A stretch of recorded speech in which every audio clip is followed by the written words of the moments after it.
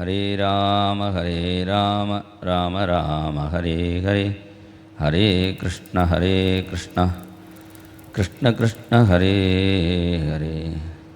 സർവത്ര ഗോവിന്ദനാമസങ്കീർത്തനം ഗോവിന്ദ ഗോ. ജാനകീകാന്തസ്മരണം ജയ ജയ രാമ രാമ. നമഃ പാർവതീപതയേ ഹര ഹര മഹാദേവ്. जय बोल सद्गुरुनाथ महाराज की जय.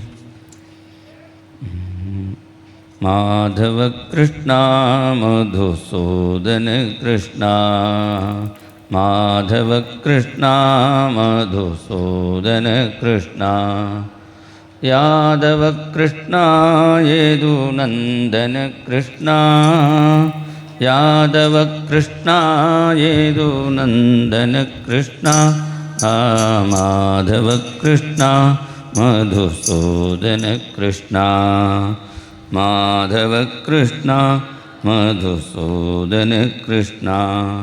जय राधे जय राधे जय राधे राधे राधे, जय राधे जय राधे जय राधे राधे राधे, जय राधे राधे राधे राधे राधे राधे राधे, जय राधे राधे राधे राधे राधे राधे. माधव कृष्णा मधुसूदन कृष्णा, माधव कृष्णा मधुसूदन कृष्णा, मनमोहन कृष्णा मनमोहन कृष्ण, राधा मनमोहन कृष्ण. सर्वत्र गोविन्दनाम संकीर्तनं गोविन्द गो. हरे रामेति कृष्णेति नाम संकीर्तनं सदा लोकक्षेमाय कुर्वन्तं प्रेमिकं सद्गुरुं भजे. प्रेमिकेन्द्रगुरोः कीर्तिं दिक्षु सर्वासु कीर्तयन्, यः सञ्चरति लोकेऽस्मिन् कृष्णदासात्मजं भजे.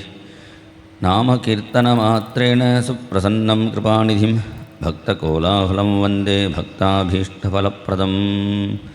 सत्यं परं धीमहि योगीन्द्राय नमस्तस्मै शुकाय ब्रह्मरूपिणे, संसारसर्पदष्टं यो विष्णुरातममुचत्.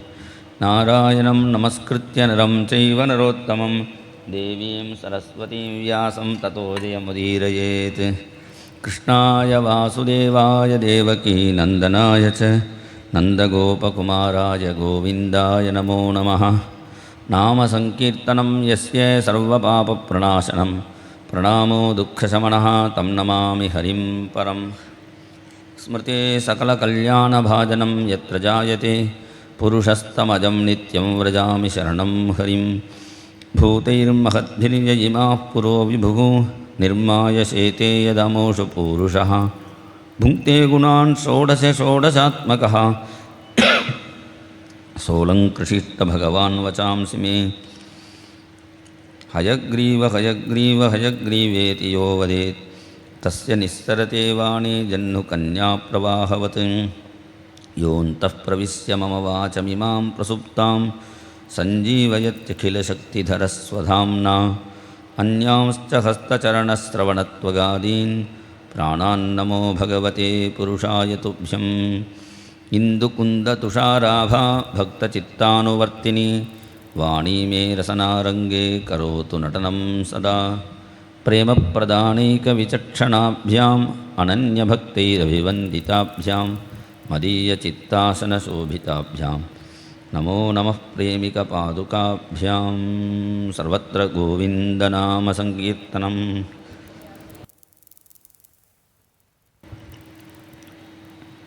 जय बोल सद्गुरुनाथ महाराज की जय. നാലാമത്തെ സ്കന്ധം. ഓരോ സ്കന്ധത്തിന് മഹാത്മാക്കൾ പേര് വച്ചിട്ടുണ്ട്. സൃഷ്ടിസ്കന്ധം, വിസൃഷ്ടിസ്കന്ധം, പുരുഷാർത്ഥസ്കന്ധം, വാസനാസ്കന്ധം, വാസന നിരസനാസ്കന്ധം എന്ന പല പേരുകൾ വച്ചിട്ടുണ്ട് മഹാത്മാക്കൾ ഓരോ സ്കന്ധത്തിന്. അതിൽ 4-ാമത്തെ സ്കന്ധത്തിൻ്റെ പേരാണ് പുരുഷാർത്ഥസ്കന്ധം. പുരുഷാർത്ഥം പറഞ്ഞാൽ ധർമ്മം, അർത്ഥം, കാമം, മോക്ഷം. പുരുഷൈഹി അർച്ചതി, എല്ലാവരും ആഗ്രഹിക്കുന്ന 4 കാര്യങ്ങളാണ് ധർമ്മം, അർത്ഥം, കാമം, മോക്ഷം. ഇപ്പോൾ കൂടുതൽ ആഗ്രഹിക്കുന്നവർ അർത്ഥവും കാമവും മാത്രമേ ഉള്ളൂ. ധർമ്മമോക്ഷം കുറച്ച് ആൾക്കാർക്ക് വേണ്ടി വരുന്നു. എന്തായാലും വൈകുണ്ഠം പുഹുവത് മന്നവർ വിധിയേ എന്നാണ് തമിഴ്നാട്ടിൽ മഹാത്മാക്കൾ ആഴ്വാർമാർ പാടുന്നു. അവസാനം അവിടെ എത്തിച്ചേർന്നേ പറ്റൂ. ആകാശാത് പതിതന്തോയം യഥാ ഗച്ഛതി സാഗരം. ആകാശത്തിൽ നിന്ന് വീണ വെള്ളം എങ്ങനെ സമുദ്രത്തിൽ എത്തിച്ചേരുന്നുവോ അതുപോലെ ബ്രഹ്മത്തിൽ നിന്നും ഉണ്ടായ നമ്മൾ അവസാനം അവിടെ തന്നെ എത്തിച്ചേർന്നേ പറ്റൂ. ചില ആളുകൾ ഡയറക്റ്റായിട്ട് വേഗം ചെല്ലുന്നു, ചില ആളുകൾ ഇടവഴിയിൽ കയറി ഇങ്ങനെ കൊണ്ട് ചാടി കീഴി പിന്നെ പതുക്കെ എത്തിച്ചേരുന്നു. എന്തായാലും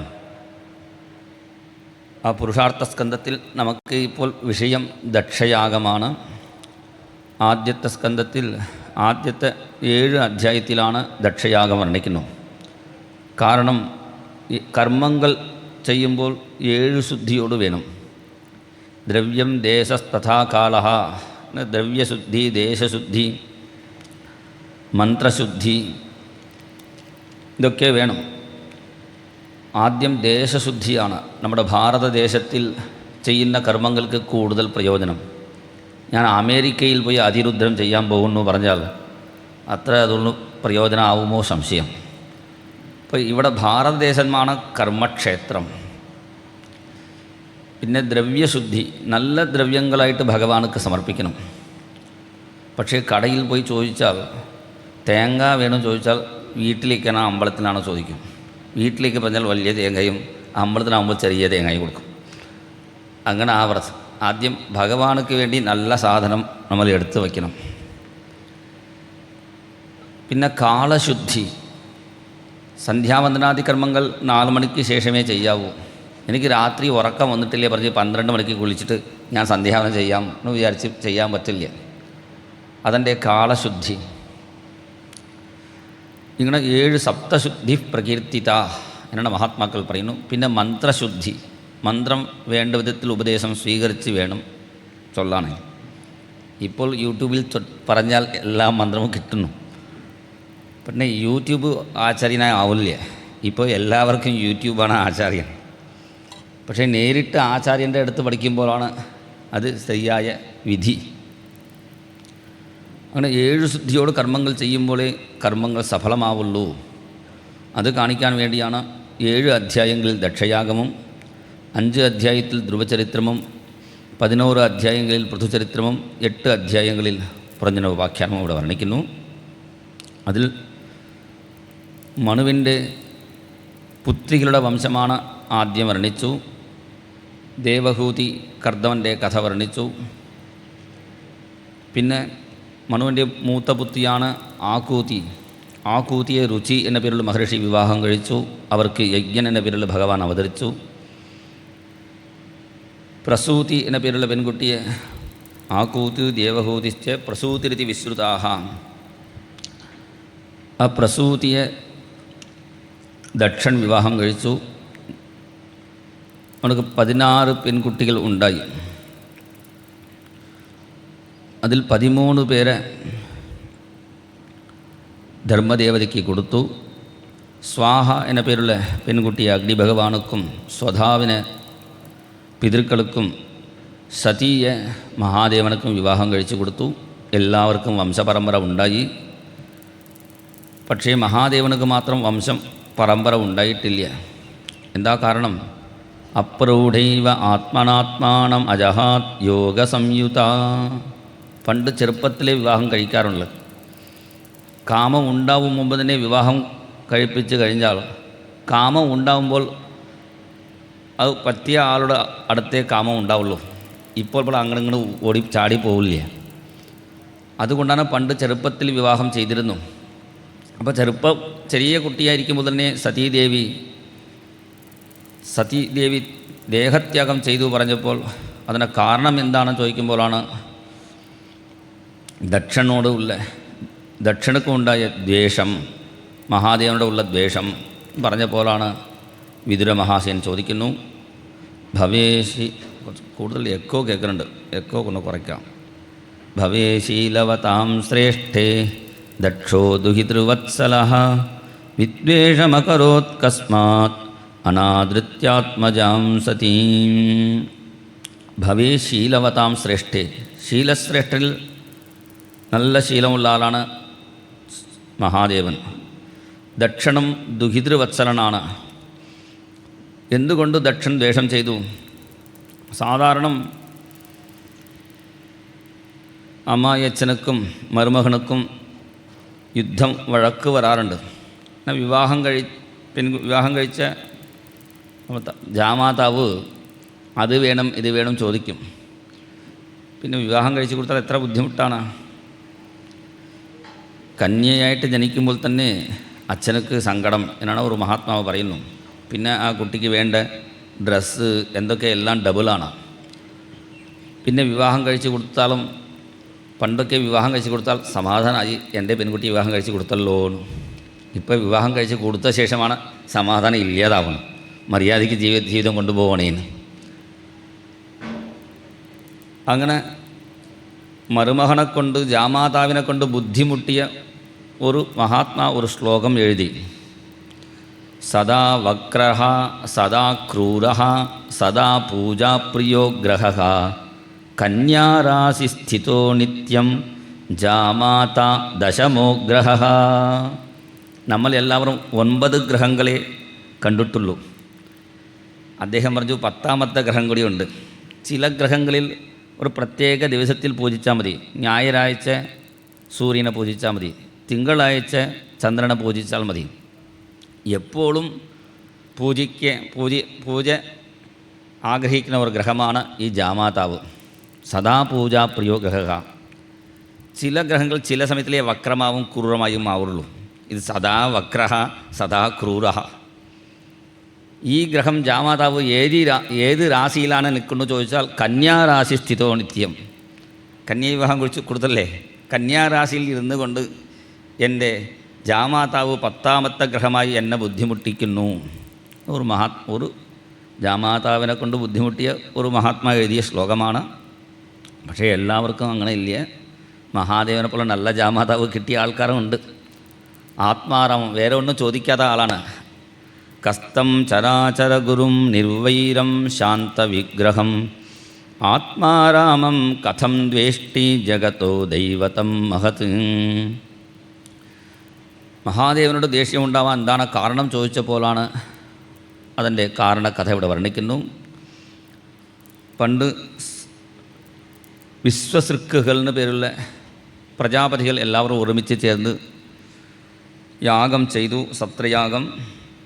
ആ യാഗശാലിക്ക് ദക്ഷൻ അവിടെ പുരാ വിശ്വസിജാം സത്രേ സമേതാ പരമർഷയഃ തഥാ അമരഗണാ സർവേ സാണുഗാ മുനയോഗ്നയഃ. വിശ്വസൃക്കുകൾ സത്രയാഗം ചെയ്യുന്ന സമയത്ത് ദക്ഷൻ അവിടെ കയറി ചെന്നു. ദക്ഷൻ വരുമ്പോൾ തന്നെ ദൃഷ്ട്വാ അർക്കമിവ രോചിഷ, നല്ല തേജസ്സുള്ള ആളാണ്. സൂര്യനെ പോലെ തിളങ്ങിക്കൊണ്ടാണ് അവർ വരുന്നു. ഭ്രാജമാനം, ദക്ഷൻ വരുമ്പോൾ തന്നെ ഒരു 1000 വാട്സ് ബൾബ് ഇട്ടതുപോലെ നല്ല വെളിച്ചം കാണുന്നു. ഭ്രാജമാനം വിതിമിരം കുറുവന്തം തൻ മഹത്സദഃ.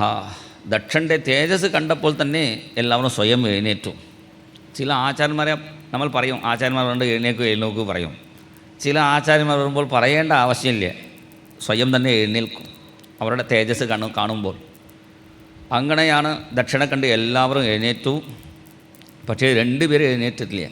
ഋതേ വിരിഞ്ചം ശർവഞ്ച തദ്ഭാസാക്ഷിപ്ത ചേതസഃ. ബ്രഹ്മാവും ശിവനും എഴുന്നേറ്റില്ല. എന്താ കാരണം? ബ്രഹ്മാവിനെ സ്ഥാനം കൊടുത്ത ആൾ പോലും എഴുന്നേൽക്കാൻ പാടില്ല. ഇപ്പോൾ യാഗം ചെയ്യുമ്പോൾ 4 ആൾക്കാർ വേണം. ഹോത അദ്വയ്യു ഉദ്ഗാത ബ്രഹ്മ. ബ്രഹ്മാവ് ദക്ഷിണ ഭാഗത്തിലാണ്. ദക്ഷിണത്തോ ബ്രഹ്മാ ഭവതി.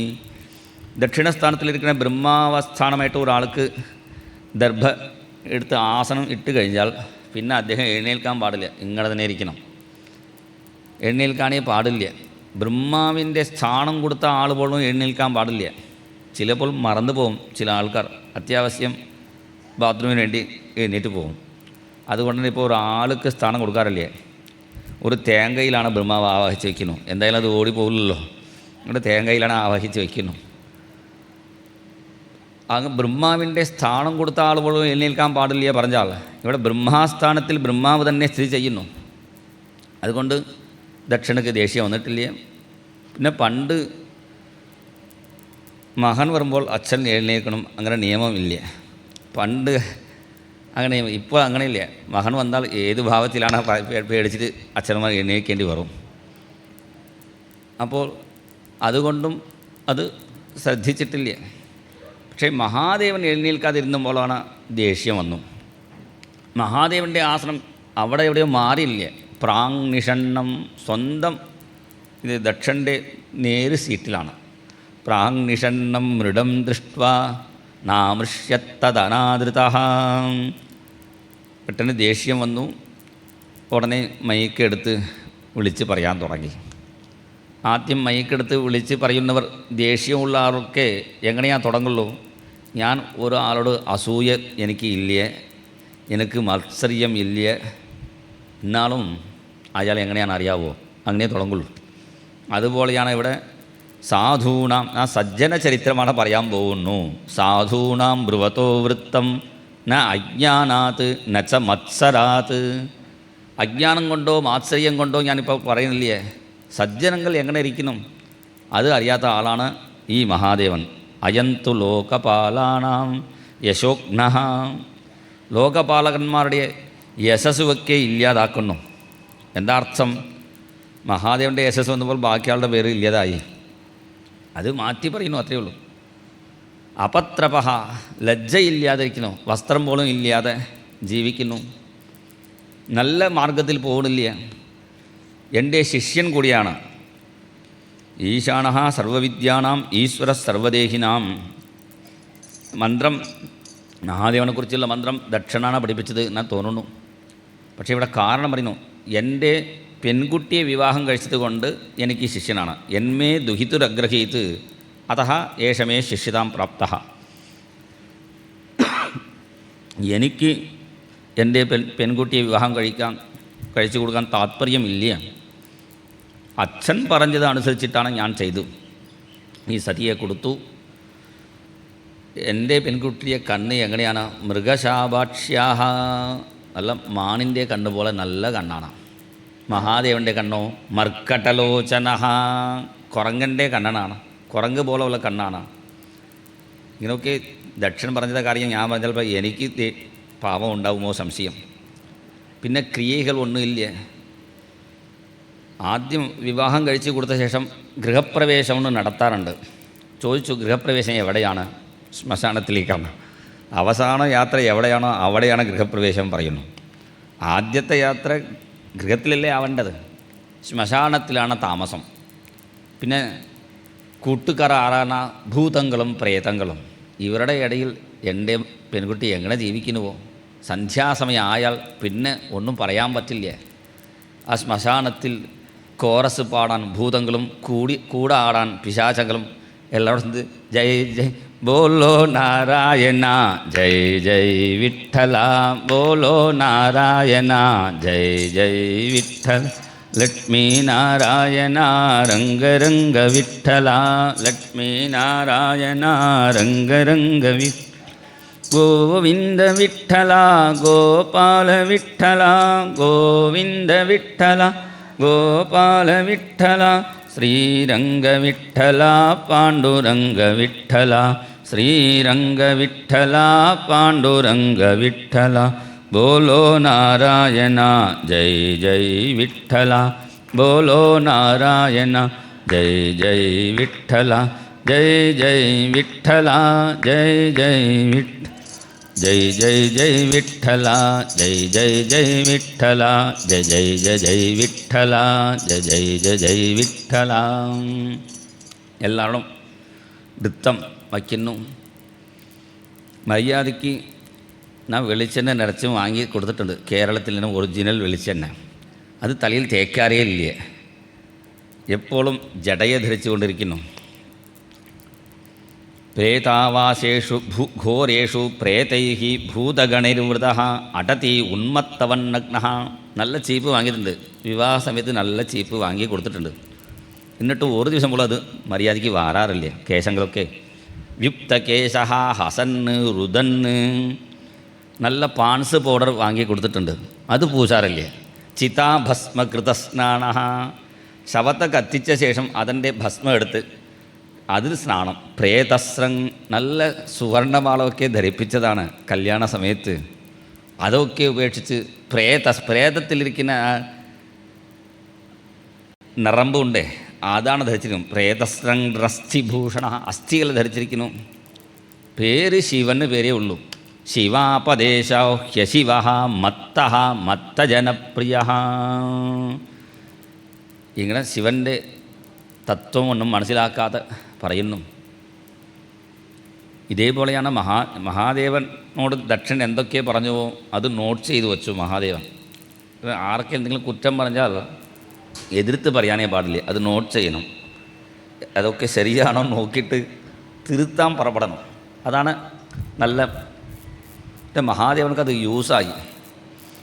പിന്നെ ഈ സതി പാർവതിയായി ജനിച്ച് തപസ് ചെയ്യുമ്പോൾ ഈ മഹാദേവൻ തന്നെ ഒരു ബ്രഹ്മചാരിയുടെ വേഷം കെട്ടി, അഥാചിനാഷാഢധര, ഒരു ബ്രഹ്മചാരി വേഷം കെട്ടി അവിടെ ചെന്നു പാർവതിയോട് പറഞ്ഞു, ഇയാൾ നല്ല ആളില്ലേ. ഇങ്ങനെയൊക്കെ പറഞ്ഞപ്പോഴാണ് മഹാദേവൻ പറഞ്ഞ കുറ്റങ്ങളൊക്കെ നല്ലതായിട്ട് പാർവതി സ്കാന്ദപുരാണത്തിൽ ചിത്രീകരിക്കുന്നു. സർവം ജഗത് യസ്യ രൂപം ദിഗ്വാസ. വസ്ത്രം ഇല്ല ഇയാൾക്ക്. ദിക്ക് വസ്ത്രം പറഞ്ഞാൽ എന്താ അർത്ഥം? ഈ ലോകം മുഴുവനും അദ്ദേഹത്തിൻ്റെ രൂപമാവുമ്പോൾ വസ്ത്രം എന്താവും? ദിക്കുകളെ വസ്ത്രം ആവുള്ളൂ. ദിഗ്വാസ കീർത്യതേ തതഃ. രുദ്രത്തിൽ ധ്യാന ശ്ലോകം പറയാറുണ്ട്. ആപാതാലനഭസ്ഥലാന്തഭുവന ബ്രഹ്മാണ്ഡമാവിസ്ഫുരത് ജ്യോതിസ്ഫാടികലിംഗമൗലി വിലസൻ.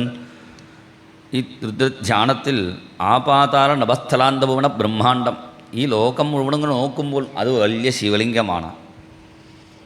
അങ്ങനെ ഒരു വലിയ രൂപമായിരിക്കുമ്പോൾ ശിവലിംഗം, അതിന് വസ്ത്രം ഏതാ ചാർത്തേണ്ടത്? ഇത് വലിയ ലോകമാകുന്ന ശിവലിംഗത്തിന് വസ്ത്രം ഈ ചെറിയ മുണ്ട് പറ്റില്ലേ? അപ്പോൾ ദിഗ്വാസം തന്നെ വസ്ത്രമാകും. അതുകൊണ്ടാണ് ദിഗ്വാസ കീർത്യതേ തതഃ. നല്ല AK-47 വാങ്ങി കൊടുത്തിട്ടുണ്ട്, അത്യാവശ്യം വേണ്ടിയിരുമ്പോൾ. അത് ഉപേക്ഷിച്ച് ശൂലം വച്ചിരിക്കുന്നു. ശൂലം ധരിക്കാൻ എന്താ കാരണം? ഗുണത്രയമയം ശൂലം ശൂലി യസ്മാത് ബിഭർത്തിശഃ. ത്രിഗുണങ്ങളാണ്, സത്വഗുണം, രജോഗുണം, തമോ ഗുണം. ഈ 3 ഗുണമുള്ള മായ സ്വന്തം വശത്തിൽ കയ്യിൽ പിടിച്ചു വച്ചിരിക്കുന്നു. നമ്മളൊക്കെ മായയിൽ വശത്തിലാണ് നമ്മൾ നിൽക്കുന്നു.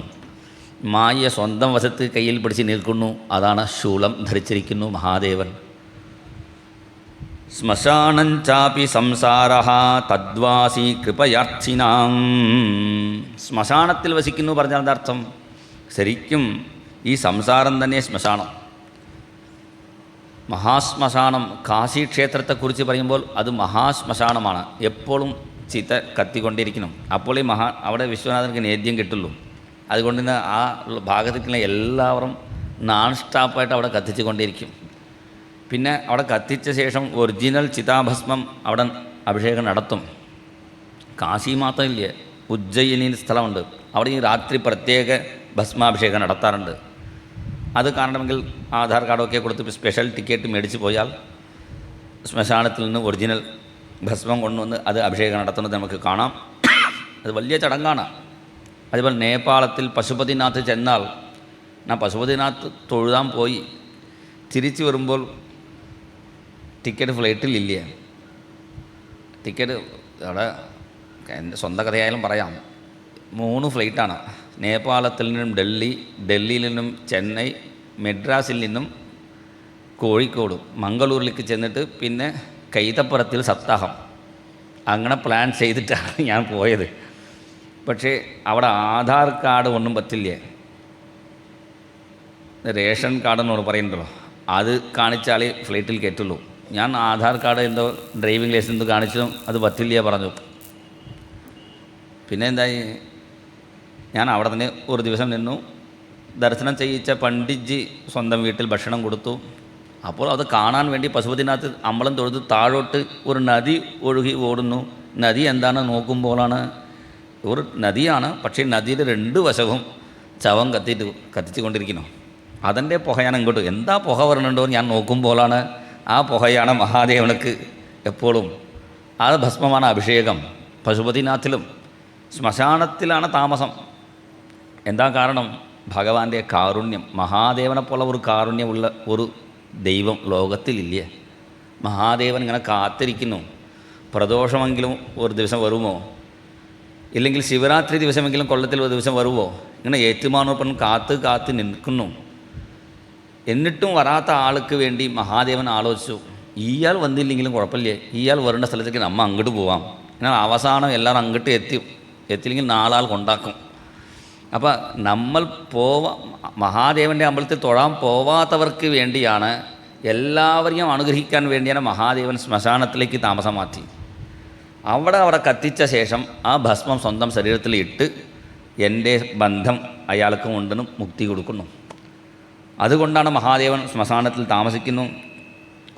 ശ്മശാനഞ്ചാപി സംസാരഃ തദ്വാസി കൃപയാർത്ഥിനാം. നല്ല മാരുതിക്കാർ ഇല്ലെങ്കിൽ ഇന്നോവ കാർ വാങ്ങി കൊടുക്കാൻ തയ്യാറാണ് ദക്ഷൻ. പക്ഷേ അത് വേണ്ടാൻ പറഞ്ഞ് ഒരു മൂത്ത കാളയുടെ ഒരു മുകളിൽ കയറി പോകുന്നു. മൂത്ത കാള പറഞ്ഞാൽ കുറേ കാലമായിട്ടിരിക്കുന്ന കാള, കിഴമാകിയ ഒരു കാള. കൂടുതൽ പ്രായം ആയവരെ നമ്മൾ കിഴമെന്ന് പറയും. ഇപ്പോൾ മൂത്ത കാളിൻ്റെ മുകളിൽ കയറി പോകുന്നതിൻ്റെ അർത്ഥം കുറേ കാലമായിട്ടിരിക്കുന്നത് എന്താണ്? ധർമ്മത്തിൻ്റെ മുകളിലാണ് മഹാദേവൻ സ്ഥിതി ചെയ്യുന്നു. വൃഷോ ധർമ്മ ഇതി പ്രോക്തഃ തമാരൂഢസ്തതോ വൃഷി.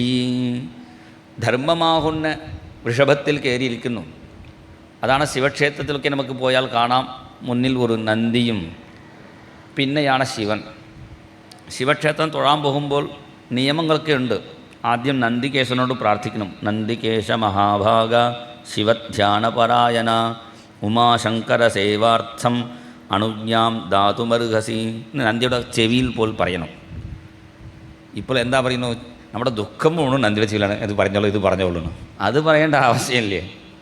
പ്രാർത്ഥിക്കാൻ വേണ്ടിയാണ് പണ്ടും നന്ദിയുടെ ചെവിയിൽ പറയാറുണ്ട്, മഹാദേവനെ ദർശിക്കാൻ അനുഗ്രഹം തരണേന്ന്. നന്ദിയോട് പ്രാർത്ഥിച്ചിട്ട് പിന്നെ ശിവനെ തൊഴാൻ പോകണം. അതും പ്രദോഷകാലത്തിൽ ആ നന്ദിയുടെ പുറകിൽ നിന്ന് നന്ദിയിലെ പിൻഭാഗം സ്പർശിച്ചു കൊണ്ട് നന്ദിയുടെ കൊമ്പ് ഇടവഴി കൂടി ശിവനെ കണ്ടാൽ മഹാപുണ്യമാണെന്ന് പറയുന്നു. പക്ഷേ അതിൻ്റെ തത്വം എന്താണ് ചോദിച്ചാൽ, നന്ദിയുടെ കൊമ്പിൻ്റെ ഇടവഴി കൂടി ശിവനെ കാണണം പറഞ്ഞാൽ അത് നോക്കി അങ്ങനെ ആവശ്യമില്ലേ. നന്ദി പറഞ്ഞാൽ ധർമ്മ വഴി കൂടി പോയാൽ മഹാദേവനെ കാണാൻ സാധിക്കും. അധർമ്മം ചെയ്താൽ കാണാൻ പറ്റില്ലേ. അധർമ്മികൾക്ക് ഭഗവാനെ കാണാൻ സാധിക്കില്ലേ. ധർമ്മ വഴി കൂടി പോയവർക്കേ കാണാൻ പറ്റുള്ളൂ. അതാണ് ഇവിടെ കാണിച്ചു തരണു. വൃഷോ ധർമ്മ ഇതി പ്രോക്തഃ തമാരൂഢസ്തതോ വൃഷീ. നാനാവിധാൻ കർമ്മയോഗാൻ ജടാരൂപാൻ ബിഭർത്തി സഹ. ജട ധരിച്ചിരിക്കുന്നു പറഞ്ഞാൽ അർത്ഥം, ഈ ജട ഒന്ന് ഓരോ മുടിയും ചേർന്ന് ഇങ്ങനെ ആയി പോയാൽ അതാണ് ജട. അത് ശരിക്കും പറഞ്ഞാൽ നമ്മുടെ കർമ്മങ്ങളാണ് ജട. ഓരോ കർമ്മം ആദ്യം ഉണ്ടായതാണോ, ഇല്ലെങ്കിൽ നമ്മൾ ആദ്യം ഉണ്ടായതാണോ?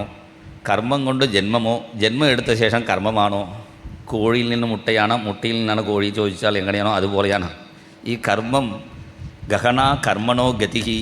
ഭഗവാൻ തന്നെ പറയുന്നു, ഈ കർമ്മത്തെക്കുറിച്ച് ചിന്തിച്ചാൽ അത് പറ്റില്ലേ. അതുകൊണ്ടാണ് കപിലാവതാരം പറയുമ്പോൾ കർമ്മണാം ഉദ്ധരൻ ജടാഹ. കപിലോപദേശം കേട്ടാൽ കർമ്മണാം ജടാഹ ഉദ്ധരണ്. അത് കർമ്മമാകുന്ന ജടകളെ നീക്കാൻ വേണ്ടിയാണ് ഈ കപിലാവതാരം എന്ന് പറയുന്നു. അപ്പോൾ നാനാവിധമായ കർമ്മങ്ങളാണ് ജടയായിട്ട് ഭഗവാൻ ധരിച്ചിരിക്കുന്നു. നാനാവിധാൻ കർമ്മയോഗാൻ ജടാരൂപാൻ വിവർത്തി സഹ. വേദത്രയീ ത്രിനേത്രാണി ത്രിപുരഃ ത്രിഗുണം വപുഃ. വേദത്രയം, 3 കണ്ണുകൾ 3 വേദങ്ങളാണ്. പ്രധാനമായിട്ട് 4 വേദം പറഞ്ഞാലും അത് 3 തരത്തിലാണ്. ബ്രാഹ്മണ, സംഗീതം, ഉപനിഷത്ത്, ഇങ്ങനെ 3 വിധത്തിൽ. അതുകൊണ്ടാണ് ത്രയി എന്ന് പറയാൻ കാരണം. അങ്ങനെ 3 വേദങ്ങളാണ് 3 കണ്ണുകൾ. ഇല്ലെങ്കിൽ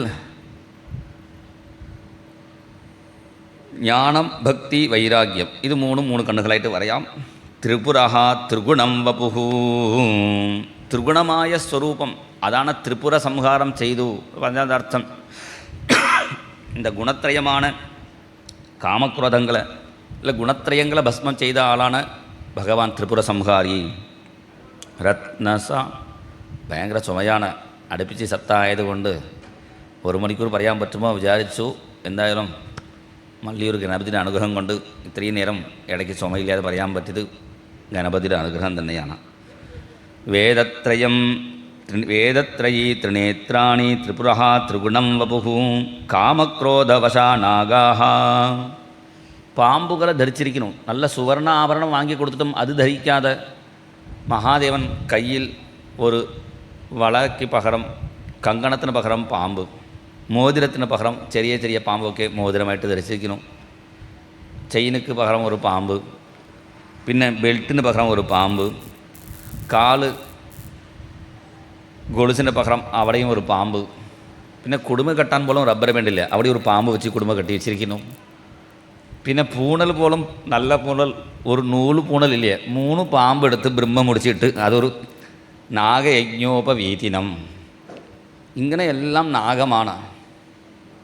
അതാണ് തമാശായിട്ട് പറയുന്നു കാളിദാസൻ, മഹാദേവനെ വിവാഹം കഴിച്ചാൽ വളരെ ബുദ്ധിമുട്ടാണെന്ന് പാർവതിയോട് പറയുന്ന രീതിയിലാണ്. മഹാദേവനെ വിവാഹം കഴിച്ചാൽ അദ്ദേഹം എല്ലാം പാമ്പല്ലേ യൂസ് ചെയ്യുള്ളൂ. ഇപ്പോൾ വിവാഹം കഴിക്കുമ്പോൾ ചെയ്യും, ഒരു താളിയെടുത്ത് പാമ്പിൻ്റെ ഉള്ളിൽ കോർത്ത് കഴുത്തിൽ കെട്ടിയിടും. വളരെ ബുദ്ധിമുട്ടാവും, പാർവതി സൂക്ഷിച്ചോളൂ എന്നാണ് പറയുന്നതായിട്ട് വർണ്ണിക്കുന്നു. അങ്ങനെ എല്ലാം പാമ്പ് ധരിച്ചിരിക്കുന്നു പറഞ്ഞാൽ അർത്ഥം ഈ പാമ്പുകൾ കാമക്രോധവശர்களാണ്. കാമക്രോധവശர்களായ പാമ്പുകളെ ധരിച്ചിരിക്കുന്നു പറഞ്ഞാൽ അർത്ഥം കാമക്രോധങ്ങളെ ഭഗവാൻ തൻ്റെ അടുത്ത് നിർത്തി വച്ചിരിക്കുന്നു, അത് അടക്കി വച്ചിരിക്കുന്ന ആളാണ്. അതുകൊണ്ടാണ് നമ്മൾ രക്ഷപ്പെടുന്നു.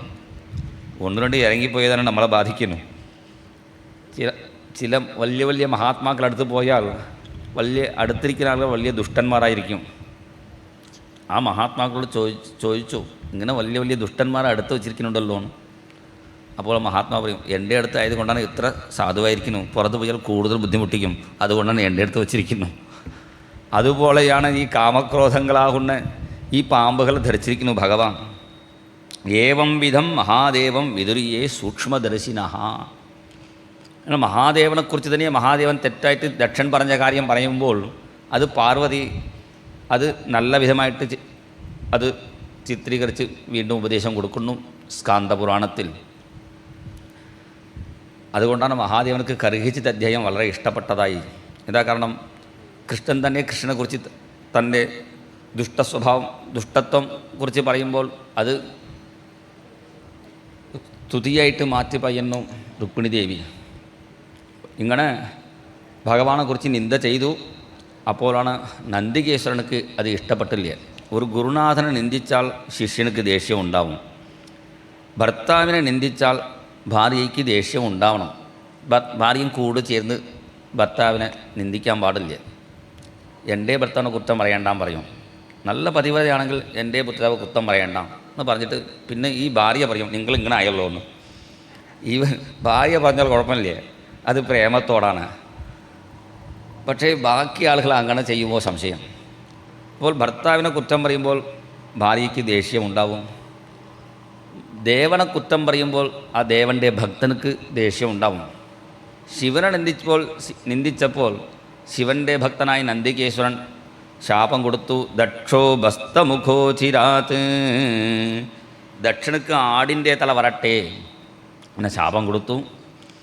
ശാപം എന്താ കാരണം, നന്ദികേശ്വരൻ അദ്ദേഹം മാടിൻ്റെ തലയാണ്. അപ്പോൾ മാടിനേക്കാൾ കുറച്ച് താഴായിക്കോട്ടെ, അതുകൂടെ ആടിൻ്റെ തല ആയിക്കോട്ടെ, ശപിച്ചോ വിചാരിക്കേണ്ട. ആ ആടിൻ്റെ സ്വഭാവം കാണിച്ചു ദക്ഷൻ. ആട് പഴം കഴിക്കാറില്ല, ഇല മാത്രമേ കഴിക്കുള്ളൂ, മരത്തിലെ ചെടിയിലോ. അതുപോലെ വേദമാകുന്ന വൃക്ഷത്തിൽ ഇല പോലെയാണ് കർമ്മങ്ങളൊക്കെ. പഴമാണ് ജ്ഞാനം. കർമ്മം ചെയ്തിട്ട് ജ്ഞാനത്തിലേക്ക് എത്തണം. ജ്ഞാനം വരെ എത്താതെ കർമ്മമാർഗം മാത്രം അനുഷ്ഠിച്ചു കൊണ്ടിരിക്കുന്ന ആടുപോലെ സ്വഭാവം കാണിക്കുന്നത് കൊണ്ടാണ് നീ ആടായിട്ട് ആടിൻ്റെ തല വരട്ടെ എന്ന് ശാപം കൊടുത്തു. ഇത് കേട്ടപ്പോൾ ദക്ഷനും ഒരു ശാപം കൊടുത്തു. സഹഭാഗം നലഭതാം ദേവൈഹി ദേവഗണാധമഃ.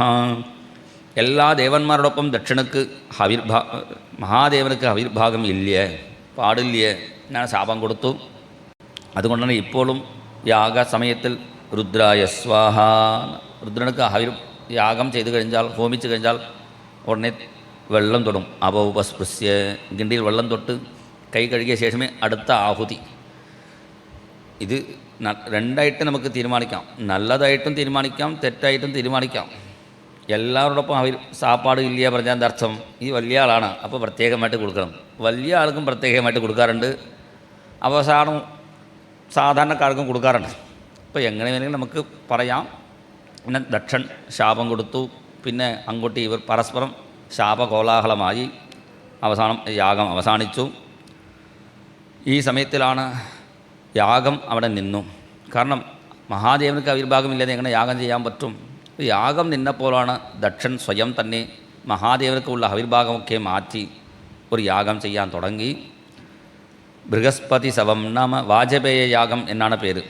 വാജപേയം പറഞ്ഞാൽ വലിയ യാഗമാണ്. ആ യാഗം ചെയ്തവർക്ക് വാജപേയി ഇങ്ങനെ പേരിടാറുണ്ട്. അടൽ ബിഹാരി വാജപേയി. പക്ഷേ അദ്ദേഹം യാഗം ചെയ്തിട്ടുണ്ടാവില്ലേ? അദ്ദേഹത്തിൻ്റെ മുത്തശ്ശനോ മുത്തശ്ശനോ ഒരു കുടുംബത്തിൽ ഒരു ആൾ വാജപേയി യാഗം ചെയ്താൽ അവരുടെ പരമ്പരയിൽ 7 ആൾക്കാർക്ക് അങ്ങനെ പേരിടാം, വാജപേയി വാജപേയിന്. അത്രയും വലിയ കർമ്മമാണ്. കുടുംബത്തിൽ ഒരാൾ ചെയ്താൽ 7 ആളുകൾ വരെ ആ കർമ്മത്തിൻ്റെ പുണ്യത്തിൻ്റെ ഫലനം ഉണ്ടാവും. അങ്ങനെ വാജപേയി യാഗം ചെയ്തു. അതിനെ എല്ലാവർക്കും ക്ഷണക്കത്തയച്ചു. എല്ലാവരും കൈലാസം വഴി കൂടി പോകുമ്പോൾ ദാക്ഷായണിയോട് പറഞ്ഞു, അച്ഛൻ്റെ ഇതിലത്ത് വലിയ ഉത്സവം നടക്കുന്നുണ്ടല്ലോ. പറഞ്ഞപ്പോൾ ദാക്ഷായണി, നിങ്ങൾ ആദ്യം ചെന്നോളൂ, പിന്നെ ഞാൻ വരാൻ പറഞ്ഞ് മഹാദേവനോട് പ്രാർത്ഥിച്ചു. പ്രജാപതിസ്തേ സ്വസുരസ്യ സാമ്പ്രതം നിയാപിതോ യജ്ഞമഹോത്സവഃ കില വയഞ്ച തത്രാഭിസരാമ വാമതേ യദ്യർത്ഥിതാമേ വിബുധാഃ വ്രജന്തി പ്രജാപതേസ്തേ സ്വസുരസ്യ സാമ്പ്രതം. ഭാഗവതം പരമഹംസ സംഹിത എന്നാണ് പറയുന്നു. ജ്ഞാനികളുടെ സംഹിതയാണ്. പക്ഷേ ജ്ഞാനികളുടെ സംഹിതയായാലും ഭാഗവതത്തിൽ ഗൃഹസ്ഥന്മാർക്കുള്ള നല്ല ഉപദേശങ്ങളൊക്കെ കൂടുതൽ ഉണ്ട്. സ്ത്രീകൾ ഭർത്താവോട് എങ്ങനെ സംസാരിക്കണം അതുകൂടി ഇവിടെ കാണിച്ചു തരണം. സ്ത്രീകൾ ഭർത്താവോട് സംസാരിക്കുമ്പോൾ എൻ്റെ അച്ഛൻ്റെ വീട്ടിൽ ഉത്സവമാണ് പറഞ്ഞാൽ നിൻ്റെ അച്ഛൻ്റെ വീട്ടിലേക്ക് നീ തന്നെ പോയിക്കോളൂ, ഞാനില്ലേ പറയും. അപ്പോൾ ഇവിടെ സതി നല്ല രസമായിട്ട് പറയുന്നു, നിങ്ങൾക്ക് ആരോടാണ് കൂടുതൽ ഇഷ്ടം എന്ന് മഹാദേവനോട് ചോദിച്ചു. ഇങ്ങനെ ഭാര്യയെ മിക്കവാറും ഭർത്താവോട് ഇടയ്ക്ക് ചോദിക്കാറുണ്ട്, നിങ്ങൾക്ക് കൂടുതൽ ആരോടാണ് ഇഷ്ടം ചോദിക്കുമ്പോൾ എല്ലാവരും വേറെ ആളോട് ഇഷ്ടമുണ്ടെങ്കിലും ഭാര്യയോട് മാത്രമേ ഇഷ്ടം പറഞ്ഞാൽ മതി, ഇല്ലെങ്കിൽ മര്യാദയ്ക്ക് ഭക്ഷണം കിട്ടില്ലേ. അപ്പോൾ മഹാദേവനോട് സതീദേവി ചോദിച്ചു, നിങ്ങൾക്ക് കൂടുതൽ ആരോടാണ് ഇഷ്ടം? അപ്പോൾ മഹാദേവൻ പറഞ്ഞു, ഇത് ചോദിക്കണോ സതി, നിന്നോടാണ് എനിക്ക് കൂടുതൽ ഇഷ്ടം. എല്ലാ ഭർത്താക്കളും കുറച്ച് സാധനമേ വാങ്ങി കൊടുക്കാറുള്ളൂ ഭാര്യയ്ക്ക്, പട്ടുപുടവ, വൈര നെക്ലസ്, അങ്ങനെ സാധനം ഇല്ല. സ്വന്തം ശരീരത്തിൽ പകുതി തന്നെ ഞാൻ കൊടുത്തല്ലോ, ഇതേക്കാൾ വേറെ കൊണ്ട് കൊടുക്കാൻ പറ്റില്ലല്ലോ. അപ്പോൾ നീ തന്നെയാണ് എനിക്ക് കൂടുതൽ ഇഷ്ടം. അപ്പോൾ പറഞ്ഞു, നിങ്ങൾക്ക് വളരെ ഇഷ്ടപ്പെട്ട ഭാര്യയുടെ അച്ഛൻ്റെ ഇല്ലത്താണ് വലിയ ഉത്സവം നടക്കാൻ പോകുന്നു, അപ്പോൾ നമുക്ക് പോവണ്ടേ? നിര്യാപിതോ യജ്ഞ മഹോത്സവഃ കില. അപ്പോഴാണ് മഹാദേവൻ പറഞ്ഞു, ക്ഷണക്കത്ത് ഇല്ലല്ലോ, അപ്പോൾ ക്ഷണിക്കാതെ എങ്ങനെ പോകാൻ പറ്റും? മതിയാതാർ വാസൽ മിതിയാതേ, അങ്ങനെ ഒരു പഴഞ്ചൊല്ലുണ്ട് തമിഴിൽ. നമ്മളെ ഗൗരവിക്കാത്ത സ്ഥലത്തിലേക്ക് അവിടെ കാല് കുത്താൻ പാടില്ലേ. പക്ഷേ ഇവിടെ സതീദേവി പറഞ്ഞു, ചില ദിക്കിൽ വിളിക്കാതെ തന്നെ പോവാം. ഭർത്തുഹു ഗുരോഹോ ദേഹകൃതശ്ച കേതനം അനാഹുത അപി അഭിയന്തി. ഭർത്താവിൻ്റെ വീട്ടിലേക്ക് ഭാര്യയ്ക്ക് ക്ഷണക്കത്തിൻ്റെ ആവശ്യമില്ല. ഗുരുനാഥൻ്റെ ഇല്ലത്ത് വലിയ ഉത്സവം നടക്കുമ്പോൾ ശിഷ്യന്മാർക്ക് കത്തയക്കേണ്ട ആവശ്യമില്ല, ശിഷ്യന്മാർ സ്വയം ഓടിയെത്തേണ്ടതാണ്. ദേഹകൃതശ്ച, അച്ഛൻ്റെ വീട്ടിൽ ഉത്സവം നടക്കുമ്പോൾ കുട്ടികളൊക്കെ ചോദിക്കാതെ തന്നെ പോവാം. പിന്നെ നല്ല കാര്യം നടക്കുന്ന സ്ഥലത്തിൽ, മല്ലിയൂരിൽ നല്ല ഉത്സവം സത്രം നടക്കുന്നുണ്ട് നമ്മൾ മനസ്സിലാക്കിയാൽ, പത്രത്തിൽ കണ്ടാൽ ഉടനെ പുറപ്പെട്ട് വരേണ്ടതാണ്. മല്ലിയൂർ തിരുമേനി എന്നെ വിളിച്ചിട്ടില്ലല്ലോ, അങ്ങനെ കാത്തിരിക്കേണ്ട ആവശ്യമില്ല. അങ്ങനെ വിളിക്കാതെ പോകാൻ പാടില്ല വിചാരിച്ച് വീട്ടിൽ നിന്നാൽ നഷ്ടം നമുക്കാണ്. ഇത്ര വലിയ സദ്യ, ഭാഗവത സദ്യ പല ഭാഗവതന്മാർ വിളമ്പി കൊടുക്കുമ്പോൾ, കാരണം എല്ലാ ദിക്കിലും പ്രഭാഷണം ചെയ്യുന്നവർ ഇവിടെ ചെയ്യുമ്പോൾ അതുപോലെ ചെയ്യാറില്ല, കുറേ വ്യത്യസ്ത രീതിയിലാണ്. എന്താ കാരണം?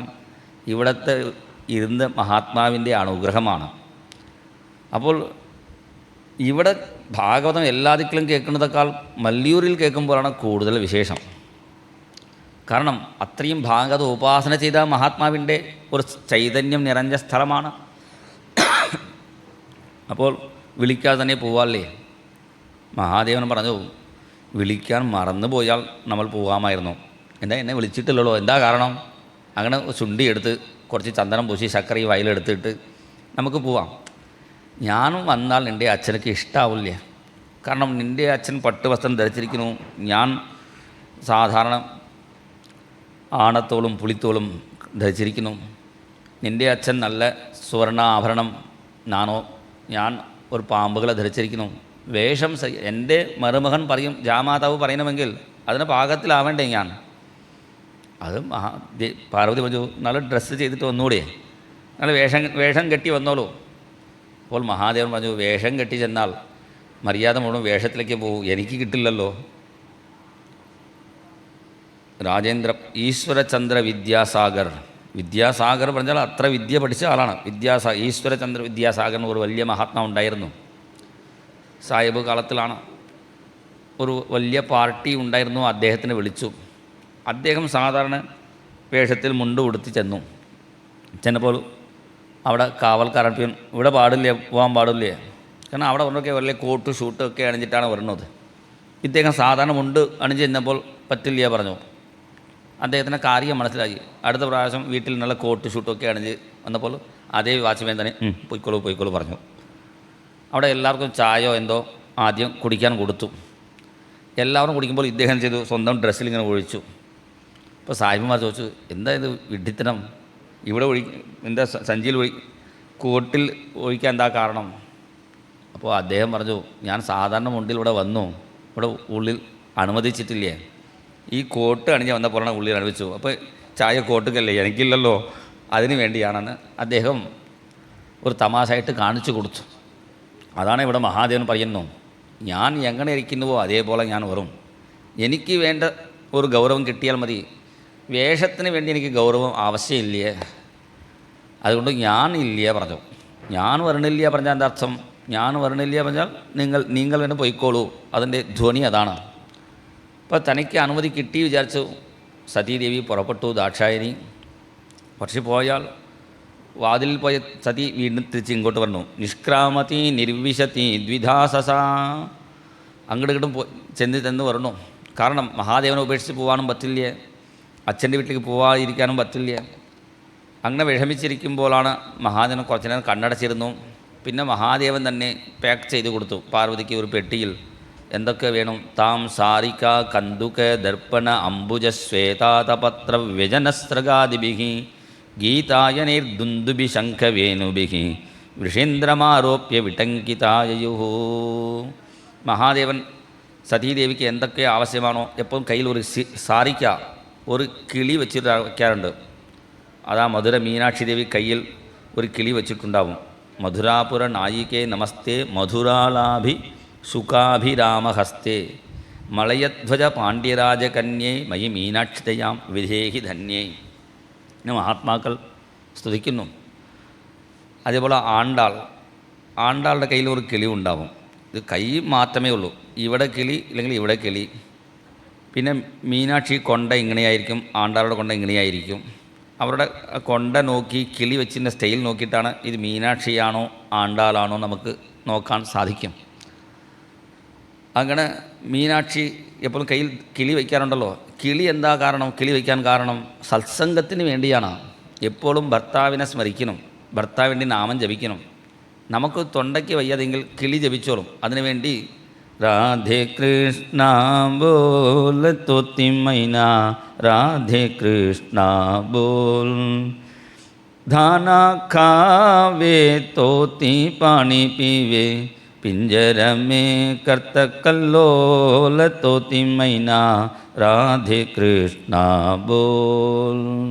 മീരാബായും കയ്യിൽ ഒരു കിളി വെച്ചിട്ടുണ്ടാവും. മീരാ കെ പ്രഭു ഗിരിധരനാഗര രാധേ കൃഷ്ണ ബോൾ എന്ന് പറയും.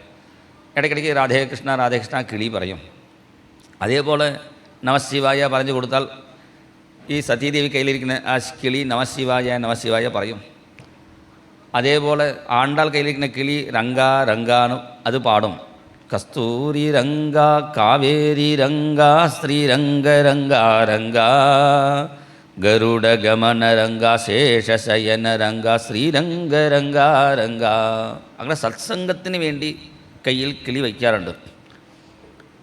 ഇവിടെ മൈസൂരിൽ ദത്തപീഠം ഉണ്ട്.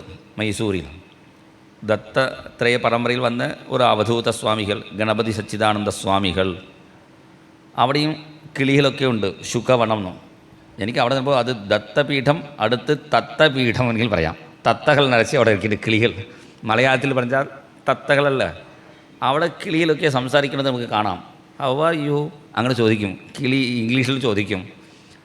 ജയ് ഗുരു ദത്ത അങ്ങനെ അവരുടെ നാമാവളിയാണ്. നമ്മൾ രാധേ കൃഷ്ണ നമശിവായ പരസ്പരം കാണുമ്പോൾ സംസാരിക്കുന്നത് പോലെ ആ ദത്ത പരമ്പരയിൽ വന്നവർ ജയ് ഗുരു ദത്ത അങ്ങനെ പറയാറുണ്ട്. അത് പഠിപ്പിച്ചിട്ട് അവിടെ ഇങ്ങനെ കിളികളൊക്കെ ജയ് ഗുരു ദത്ത നാമം ജപിക്കുന്നു. പോയാൽ നിങ്ങൾക്ക് കാണാം. മൈസൂർ ചെന്നാൽ അത് കണ്ടോളൂ. അവശ്യം കാണേണ്ടതാണ് ദത്തപീഠം. ദത്താത്രേയൻ്റെ പീഠവും കാണാം, പിന്നെ തത്തപീഠവും കാണാം. ശുഖവനം എന്നാണ് പേര്. അപ്പോൾ അത് കിളി നാമം ജപിക്കുമ്പോൾ അതൊരു സത്സംഗമാണ്. അതുകൊണ്ടാണ് ആണ്ടാൾ, മീനാക്ഷി, രാധാദേവി എല്ലാവരും കയ്യിൽ ഒരു കിളി വയ്ക്കാറുണ്ട്. എവിടെ ചെന്നാലും സത്സംഗത്തിന് വേണ്ടി കിളി കൊണ്ടുപോകും. അത് കിളിയെ മറന്നുപോയി ദേഷ്യം കൊണ്ട് പോയപ്പോൾ ഉടനെ മഹാദേവൻ ഇവിടെ ഒരു കിളി മറന്നു, എടുത്തോളൂ. താം സാരിക. പിന്നെ ചെറിയ കുട്ടിയിലെ ദാക്ഷായണി പന്ത് കളിക്കാറുണ്ട്. പന്ത് മറന്നുപോയി, പന്ത് എടുത്ത് കൊടുത്തു. കന്തുക. പിന്നെ ഇടയ്ക്ക് പെൺകുട്ടികൾ കണ്ണാടി എടുത്ത് നോക്കിക്കൊണ്ടേയിരിക്കും. നന്നായിട്ടെൻ്റെ ഉണ്ട്. ഇടയ്ക്ക് ടച്ചപ്പ് അങ്ങനെ ചെയ്യും. അങ്ങനെ ഇടയ്ക്കിടയ്ക്ക് പെൺകുട്ടികൾ കണ്ണാടി നോക്കാറുണ്ട്. അതുകൊണ്ട് ചെറിയ കണ്ണാടി വെച്ചിട്ടുണ്ടാവും. അത് മറന്നുപോയി. ചില ദേഷ്യത്തോട് പുറപ്പെടുമ്പോൾ എല്ലാം മറന്നു പോകണു. അപ്പോൾ മഹാദേവൻ തന്നെ ഇത് എടുത്ത് കൊടുക്കുന്നു. സാരിക, കന്തുക, ദർപ്പുന, അംബുജ. കയ്യിലൊരു താമര വയ്ക്കാറുണ്ട്. താമര എടുത്തു കൊടുത്തു. ശ്വേതാതപത്ര. പിന്നെ വെയിൽ കാലത്താണ്, ഉച്ച വെയിൽ, കുടയും കൊടുത്തു മഹാദേവൻ. വ്യജനസ്രഗാദിഭിഹി. വ്യജനം, രണ്ട് പക്കം ചാമറ വീശാൻ 2 ഭൂതങ്ങൾ വിളിച്ചു. ചാമറം വീശിക്കോളൂ. പിന്നെ നടന്നു പോകാൻ തുടങ്ങിയപ്പോൾ നടന്നു പോകണ്ട. നന്ദികേശനെ വിളിച്ചു. വൃഷേന്ദ്രമാരോപ്യ. പിന്നെ പോകുമ്പോൾ ഒരു ഗംഭീരത്തിൽ പോകണ്ടേ, ഒരു മാളയും കൂടി അണിയിച്ചു. മാള അണിച്ചു. സാധാരണ എന്നാൽ ഒരു മാളയും കൂടി ഒരു ഷാൾ അടിച്ചത് ഒരു വലിയ ആചാരനാകുമ്പോൾ കുറച്ചൊക്കെ വേണം. പൊണ്ണും പാട്ട് കുറച്ച് വേണം, പഹട്ട് കുറച്ച് വേണം, ഇങ്ങനെ പട്ട് കൂടി വേണം. ഒരു നല്ല പട്ട് വസ്ത്രം ധരിച്ച് ആചാര്യ ലക്ഷണത്തിലൊക്കെ പറഞ്ഞിട്ടുണ്ട്. പാട്ട്, പട്ട്, പഹട്ട് ഇതൊക്കെ വേണമെന്ന്. അപ്പോൾ അതൊക്കെ മാളൊക്കെ ധരിച്ച് പോലെ നല്ല ഗംഭീരാവും. അപ്പോൾ വ്യജനസ്രഗാദിഭിഹി. മഹാദേവർക്ക് മാല കെട്ടാൻ അറിയാം. മാല കെട്ടി അണിയിച്ചു. കൂടുതൽ വിസ്തരിച്ചാൽ സമയം പോകും. ഇങ്ങനെ സതീദേവിക്ക് എന്തൊക്കെ ആവശ്യമുണ്ടോ എല്ലാം പാക്ക് ചെയ്ത് കൊടുത്തു മഹാദേവനും. ഇത് നമ്മൾ പഠിക്കേണ്ടതാണ്. ഭാര്യ എവിടെയെങ്കിലും പുറപ്പെടുമ്പോൾ നമ്മൾ തന്നെ എല്ലാം ചെയ്ത് കൊടുക്കണം. അതുകൂടി മഹാദേവനോട് പഠിപ്പിക്കുന്നുവോ സംശയം. അങ്ങനെ എവിടെ ഞാൻ ശ്ലോകം നോക്കിയിട്ടില്ല, ഇങ്ങനെ പറഞ്ഞു പോകുന്നു. താം സാരിക കന്തുക ദർപ്പണാംബുജ ശ്വേതാതപത്ര വ്യജനസ്രഗാദിഭിഹി ഗീതായിനിർദുന്ദുഭി ശംഖവേണുഭിഹി. പിന്നെ പാർവതി എഴുന്നള്ളിപ്പില്ലേ, കുമാരനുള്ള അമ്മയുടെ എഴുന്നള്ളിപ്പാകുമ്പോൾ പിന്നെ വാദ്യം, ഘോഷം, കൊട്ടൊക്കെ വേണ്ടേ. അത് വിളിച്ചു. ഭൂതഗണങ്ങൾ വിളിച്ചു. കൊട്ട് കൊട്ടിക്കോളൂ, ശംഖനാഥം വിളിച്ചോളൂ. ദുന്ദുഭി ശംഖവേണുഭിഹി വൃഷേന്ദ്രമാ. എഴുന്നള്ളിപ്പിന് അത്ര പറ്റുന്നാവില്ലേ. കുമാരനുള്ള അമ്മയുടെ എഴുന്നള്ളിപ്പ് കാണാൻ തൃശ്ശൂർ മഹാദേവനെ ഭിത്തിൻ്റെ മുകളിൽ ഏരിയയിൽ കാണുന്നു പറഞ്ഞാൽ അത്ര ഗംഭീര പുറപ്പാടല്ലേ. അങ്ങനെ പുറപ്പെട്ടു. വിഷേന്ദ്രമാരോപ്യ വിടങ്കിതായയുഹൂ. യാഗശാലയിൽ എത്തിയപ്പോൾ ആദ്യം യാഗശാലയ്ക്കില്ല, അമ്മയെ കാണാൻ വേണ്ടി ചെന്നു. അവിടെ സതീദേവിക്ക് എന്താ ആഗ്രഹം?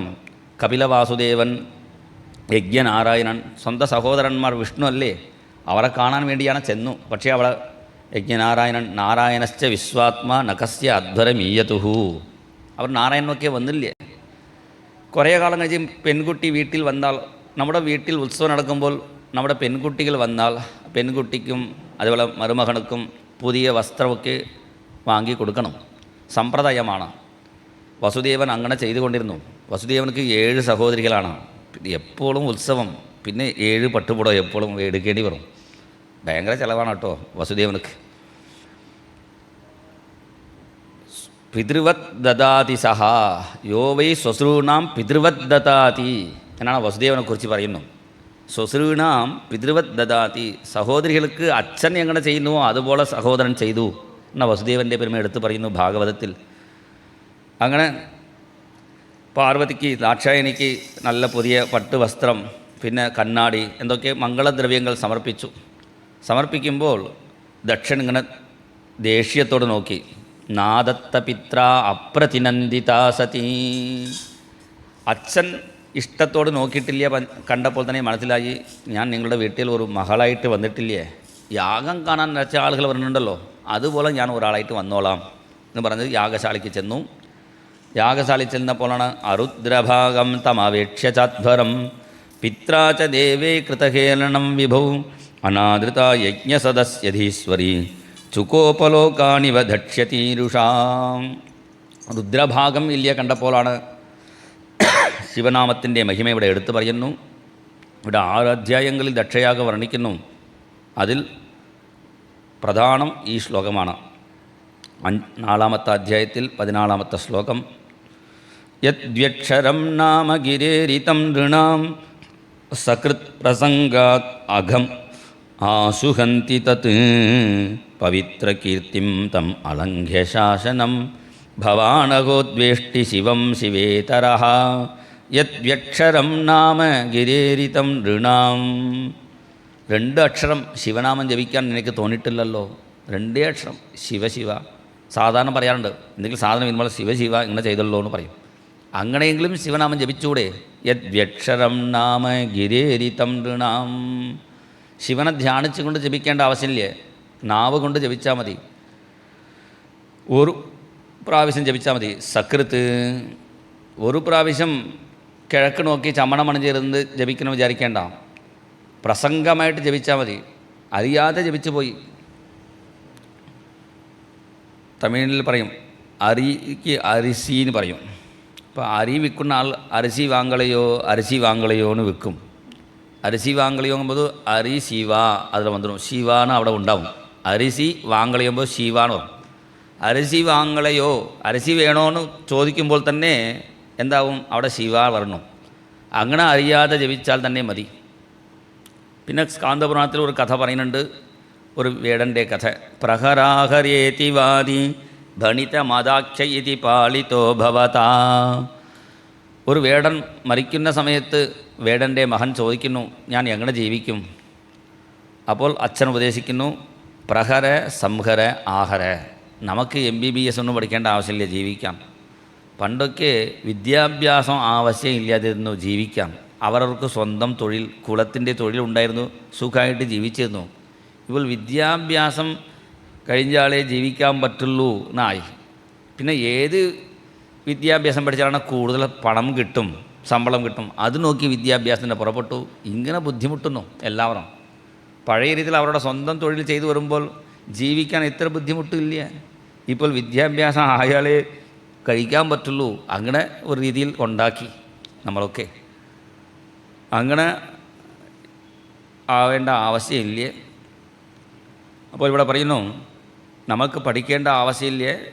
പ്രഹര സംഹര ആഹര. എന്തെങ്കിലും മൃഗത്തെ കണ്ടാൽ പ്രഹര അടിക്കണം, പിന്നെ സംഹര കൊല്ലണം, ആഹര കൊണ്ടുവരണം, പിന്നെ അത് നമുക്ക് കഴിച്ച് ജീവിക്കാം എന്ന് പറഞ്ഞ് ആ വേടൻ പ്രഹര സംഹര ആഹര പറഞ്ഞ് മരിച്ചു. വേടൻ മഹാപാപിയായതുകൊണ്ട് ആ വേടനെ കൊണ്ടുപോകാൻ യമദൂതന്മാർ അവിടെ വന്നു. വേടനെ കൊണ്ടുപോകുന്ന സമയത്താണ് പെട്ടെന്ന് ശിവദൂതന്മാർ നന്ദികേശ്വരൻ വീരഭദ്രനൊക്കെ അവിടെ വന്നു. ഇത് ഞങ്ങളുടെ നാട്ടിലേക്ക് വരുന്ന ആളാണ്, ഇത് മഹാപാപിയല്ലേ, മഹാപാപിയാണ്, പക്ഷേ അവസാനം നാമം ജപിച്ചു. ഇല്ലല്ലോ, നാമം ജപിച്ചില്ലല്ലോ. പ്രഹര സംഹര ആഹര അതല്ലേ പറഞ്ഞത്, അതാണ്. അതിൽ പ്രസം അത് എടുത്താൽ മതി. ഉപസർഗം എന്നാണ് പേര്. അത് മാറ്റി കഴിഞ്ഞാൽ ഹര ഹര ഹര. അന്ത്യസമയത്തിൽ ഹര ഹര ഹര 3 പ്രാവശ്യം ജപിച്ചു പോയി. ഒരു പ്രാവശ്യം ഹര ജപിക്കുമ്പോൾ തന്നെ കൈലാസം കൊടുത്തു കഴിഞ്ഞു. ബാക്കി ഒരു കൂടുതൽ ജപിച്ചല്ലോ, ഇയാൾ കൊടുക്കാൻ ഒന്നുമില്ലല്ലോ. മഹാദേവൻ കന്നത്തിൽ കൈവച്ച് അവിടെ ഇരിക്കുന്നു. വരൂ എന്ന് പറഞ്ഞ് ആ വേടനെ കൊണ്ടുപോയി. ഇതാണ് മഹാദേവൻ്റെ കാരുണ്യം. അറിയാത്ത നാമം ജപിച്ചാൽ പോലും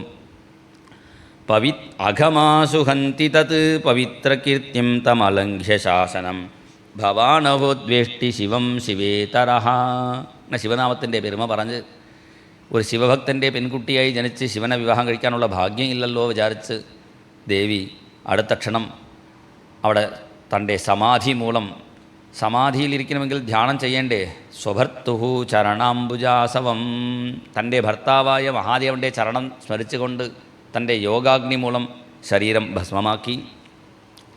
അത് പറയാൻ വളരെ വിഷമമാകുന്നു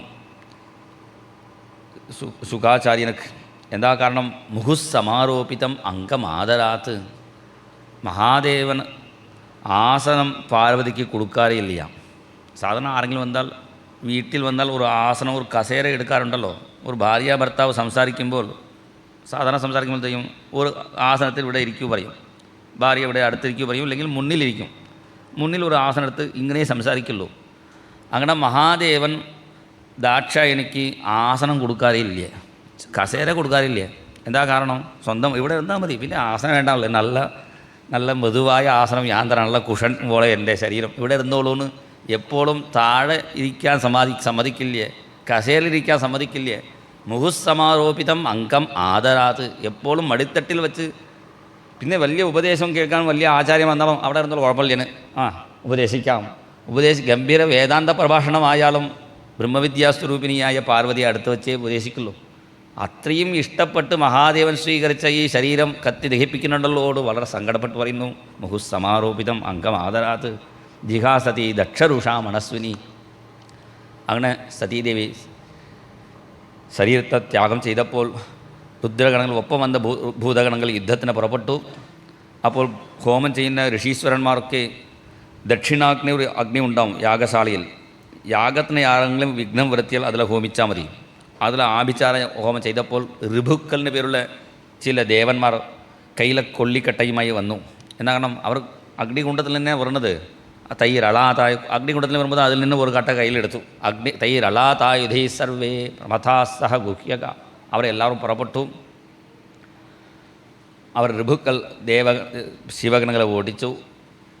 ശിവഗണങ്ങൾ തിരിച്ചു വരും മുമ്പ് തന്നെ നാരദൻ ആദ്യം ചെന്നു മഹാദേവനോട്, എന്താ ഇങ്ങനെ ശിവനേനെ ഇരിക്കുന്നു? മഹാദേവൻ, ഞാൻ ശിവനല്ലേ, ശിവനേനെ ഇരിക്കുള്ളൂ. അങ്ങനെ മൗനമായിട്ട് ഇരുന്നാൽ പോരാ, തെറ്റ് ചെയ്ത ആൾക്ക് ശിക്ഷ കൊടുക്കണം. ആ ദക്ഷണക്ക് ഒന്ന് ശിക്ഷ കൊടുക്കണം, ദക്ഷനോട് ഒന്ന് ശുണ്ഠി എടുക്കണം എന്ന് പ്രാർത്ഥിച്ചു. പ്രാർത്ഥിച്ചപ്പോൾ മഹാദേവൻ കോപം കൊണ്ട് പല്ല് ഇങ്ങനെ കടിച്ച് പിടിച്ചു. മഹാദേവൻ പല്ല് കടിച്ച് പിടിച്ചു, ചുണ്ട് കടിച്ച് പിടിച്ചു. അത് പറയുന്ന ശ്ലോകം തന്നെ ചുണ്ട് കടിക്കുന്നത് പോലെ തോന്നുന്നു. ക്രുദ്ധസുദഷ്ടോഷ്ടപുട്ടസധുർജട്ടിർജടം തടിത്വണ്ണി സട്ടോഗ്രരോചിഷം ഉത്കൃത്യ രുദ്രസഹസോത്ഥിതോ ഗസൻ ഗംഭീരനാദോ വിസസർജതാംഭുവി. ക്രുദ്ധസുദഷ്ടോഷ്ടപുട്ടസധുർജട്ടിർജടാം തടിത്വണ്ണി സട്ടോഗ്രരോചിഷം. ചുണ്ടിങ്ങനെ കടിച്ച് പിടിച്ചു. ഒരു നൃത്തം വെച്ച് ശിരസിൽ നിന്ന് ജട പറിച്ചെടുത്തു, നിലത്തിൽ അടിച്ചു. അടിച്ച ഉടനെ തന്നെ അതിൽ നിന്നൊരു ഭൂതം പുറപ്പെട്ടു. വീരഭദ്രൻ എന്നാണ് പേര്. തം കിം കരോമി, എന്താ ചെയ്യണം? ദക്ഷം സയജ്ഞം ജഹി, ദക്ഷയജ്ഞം ദക്ഷനോട് ചേർത്ത് സംഹാരം ചെയ്തോളൂ പറഞ്ഞപ്പോൾ ഈ വീരഭദ്രൻ കാളി മുതലായ സ്ത്രീഗണങ്ങളെയും വിളിച്ചുകൊണ്ട്, ഭൂതഗണങ്ങളെയും വിളിച്ചുകൊണ്ട് യാഗശാലയിൽ ചെന്നു. അവിടെ ഇരിക്കുന്ന ദേവന്മാർക്കൊക്കെ ശരിയായ ശിക്ഷ കൊടുത്തു. ശിവനെ നിന്ദിക്കുമ്പോൾ ഭഗൻ എന്ന പേരുള്ള ദേവൻ ഇങ്ങനെ കണ്ണുകൊണ്ട് അത് ആസ്വദിച്ചിരുന്നു. അപ്പോൾ അവൻ്റെ കണ്ണ് എടുത്തു, തോണ്ടിയെടുത്തു. പൂഷ എന്ന ദേവൻ ചിരിച്ചു കൊണ്ടിരുന്നു ശിവനിത് ചെയ്യുമ്പോൾ. വേഗം ഒരു അടി കൊടുത്തു. കൊടുത്ത ഒറ്റ അടിയിൽ തന്നെ 32 പല്ലും താഴെ വീണു. ഇനി പല്ല് എടുക്കാൻ പോകുന്നവർ വീരഭദ്രനോട് പ്രാർത്ഥിച്ചാൽ മതി. പിന്നെ സൂചി കുത്തി മറവിച്ച് പിന്നെ പല്ല് എടുത്ത് പിന്നെ പഞ്ച് വെച്ച് ഒരു ബുദ്ധിമുട്ടില്ല. ഒറ്റ അടിയിൽ തന്നെ 32 പല്ലും താഴെ വീണു. പിന്നെ ഭൃഗുമഹർഷി താടി ഇങ്ങനെ പിടിച്ച് ആസ്വദിച്ചിരുന്നു. ഭൃഗുമഹർഷിയെ താടി പറിച്ചെടുത്തു. ഇങ്ങനെ എല്ലാവർക്കും ശിക്ഷ കിട്ടിയപ്പോൾ എല്ലാവരും ബ്രഹ്മാവോട് പറഞ്ഞു, ഒന്ന് മഹാദേവനെ സമാധാനം ചെയ്യണം. ഉടനെ മഹാദേവൻ എല്ലാ ദേവന്മാരെയും വിളിച്ചുകൊണ്ട് ആദ്യമായി കൈലാസ യാത്ര. ഇപ്പോഴൊക്കെ കൈലാസ യാത്ര ടൂർ പോകുന്നുണ്ടല്ലോ. ആദ്യം കൈലാസ യാത്ര ടൂർ തുടങ്ങിയത് ബ്രഹ്മാവാണ്. ചതുർമുഖ ട്രാവൽസ് എന്ന് തൻ്റെ പേരിൽ ഒരു ട്രാവൽസ് ഏർപ്പാട് ചെയ്ത് എല്ലാവരെയും വിളിച്ചുകൊണ്ട് നാമം ജപിച്ചു പോയി. ചതുർമുഖ ട്രാവൽസ് അല്ലെങ്കിൽ സരസ്വതി ട്രാവൽസ് വയ്ക്കാം, ഭാര്യയുടെ പേരിൽ ട്രാവൽസ് ഒന്ന് ഉണ്ടാക്കി എല്ലാവരെയും വിളിച്ചുകൊണ്ട് ചെന്നു. എല്ലാവരും നാമം ജപിച്ച് ചെല്ലുന്നു.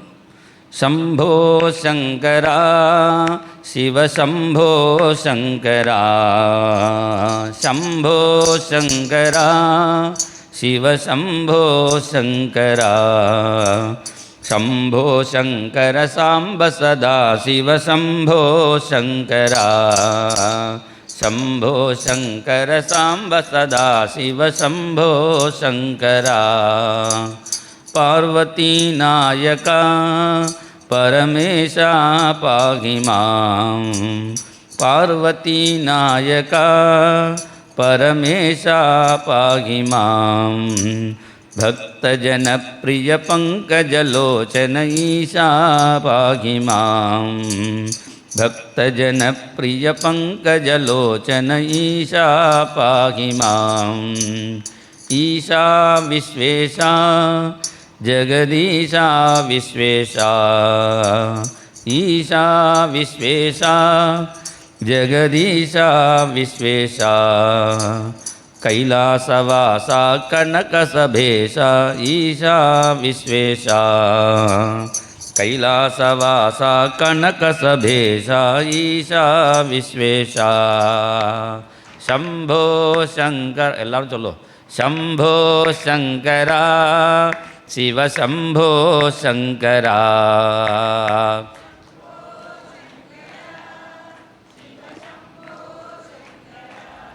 കുറച്ചുകൂടി ഉച്ചത്തിൽ പറയാം. ശംഭോ ശങ്കര ശിവശംഭോ ശങ്കര, ശംഭോ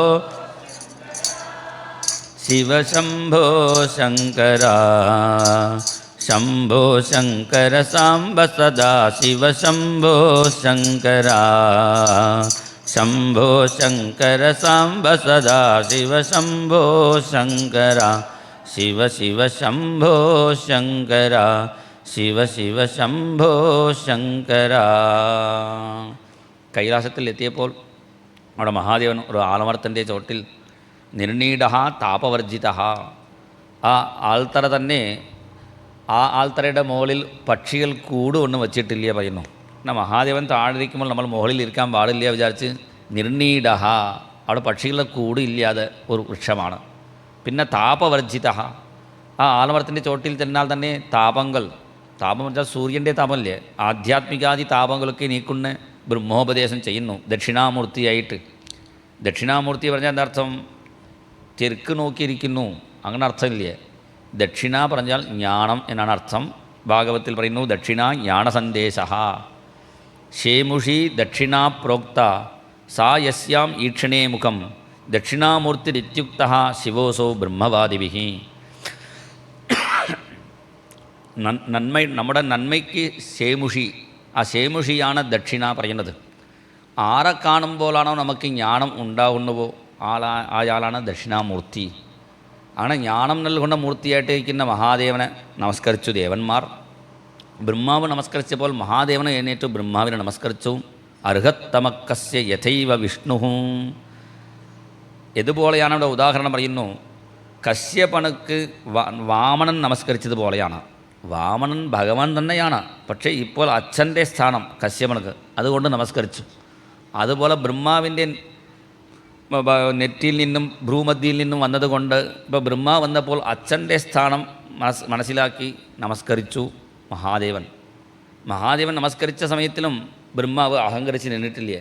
നിങ്ങൾ നമസ്കരിച്ചാലും നിങ്ങളാണ് ഈശ്വരൻ. ജാനേത്വാം ഈശം വിശ്വസ്യ ജഗതോ യോനി ബീജയോഹോ, ഗംഭീരസ്തുതിയൊക്കെ ചെയ്തു. ദക്ഷയാഗത്തിൽ ചെന്ന എല്ലാവർക്കും അംഗഭംഗം ഉണ്ടായി. എല്ലാവർക്കും ഒരു ഓപ്പറേഷൻ നടത്തണം. കാരണം ആദ്യത്തെ ഡോക്ടർ ആരാണ്? ആദ്യത്തെ ഡോക്ടർ മഹാദേവൻ എന്നാണ് വേദം പറയുന്നു. പ്രഥമോ ദൈവ്യോ ഭിഷക്, ആദ്യത്തെ വൈദ്യൻ മഹാദേവനായതുകൊണ്ട് ഒരു ഓപ്പറേഷൻ നടത്തണം പറഞ്ഞപ്പോൾ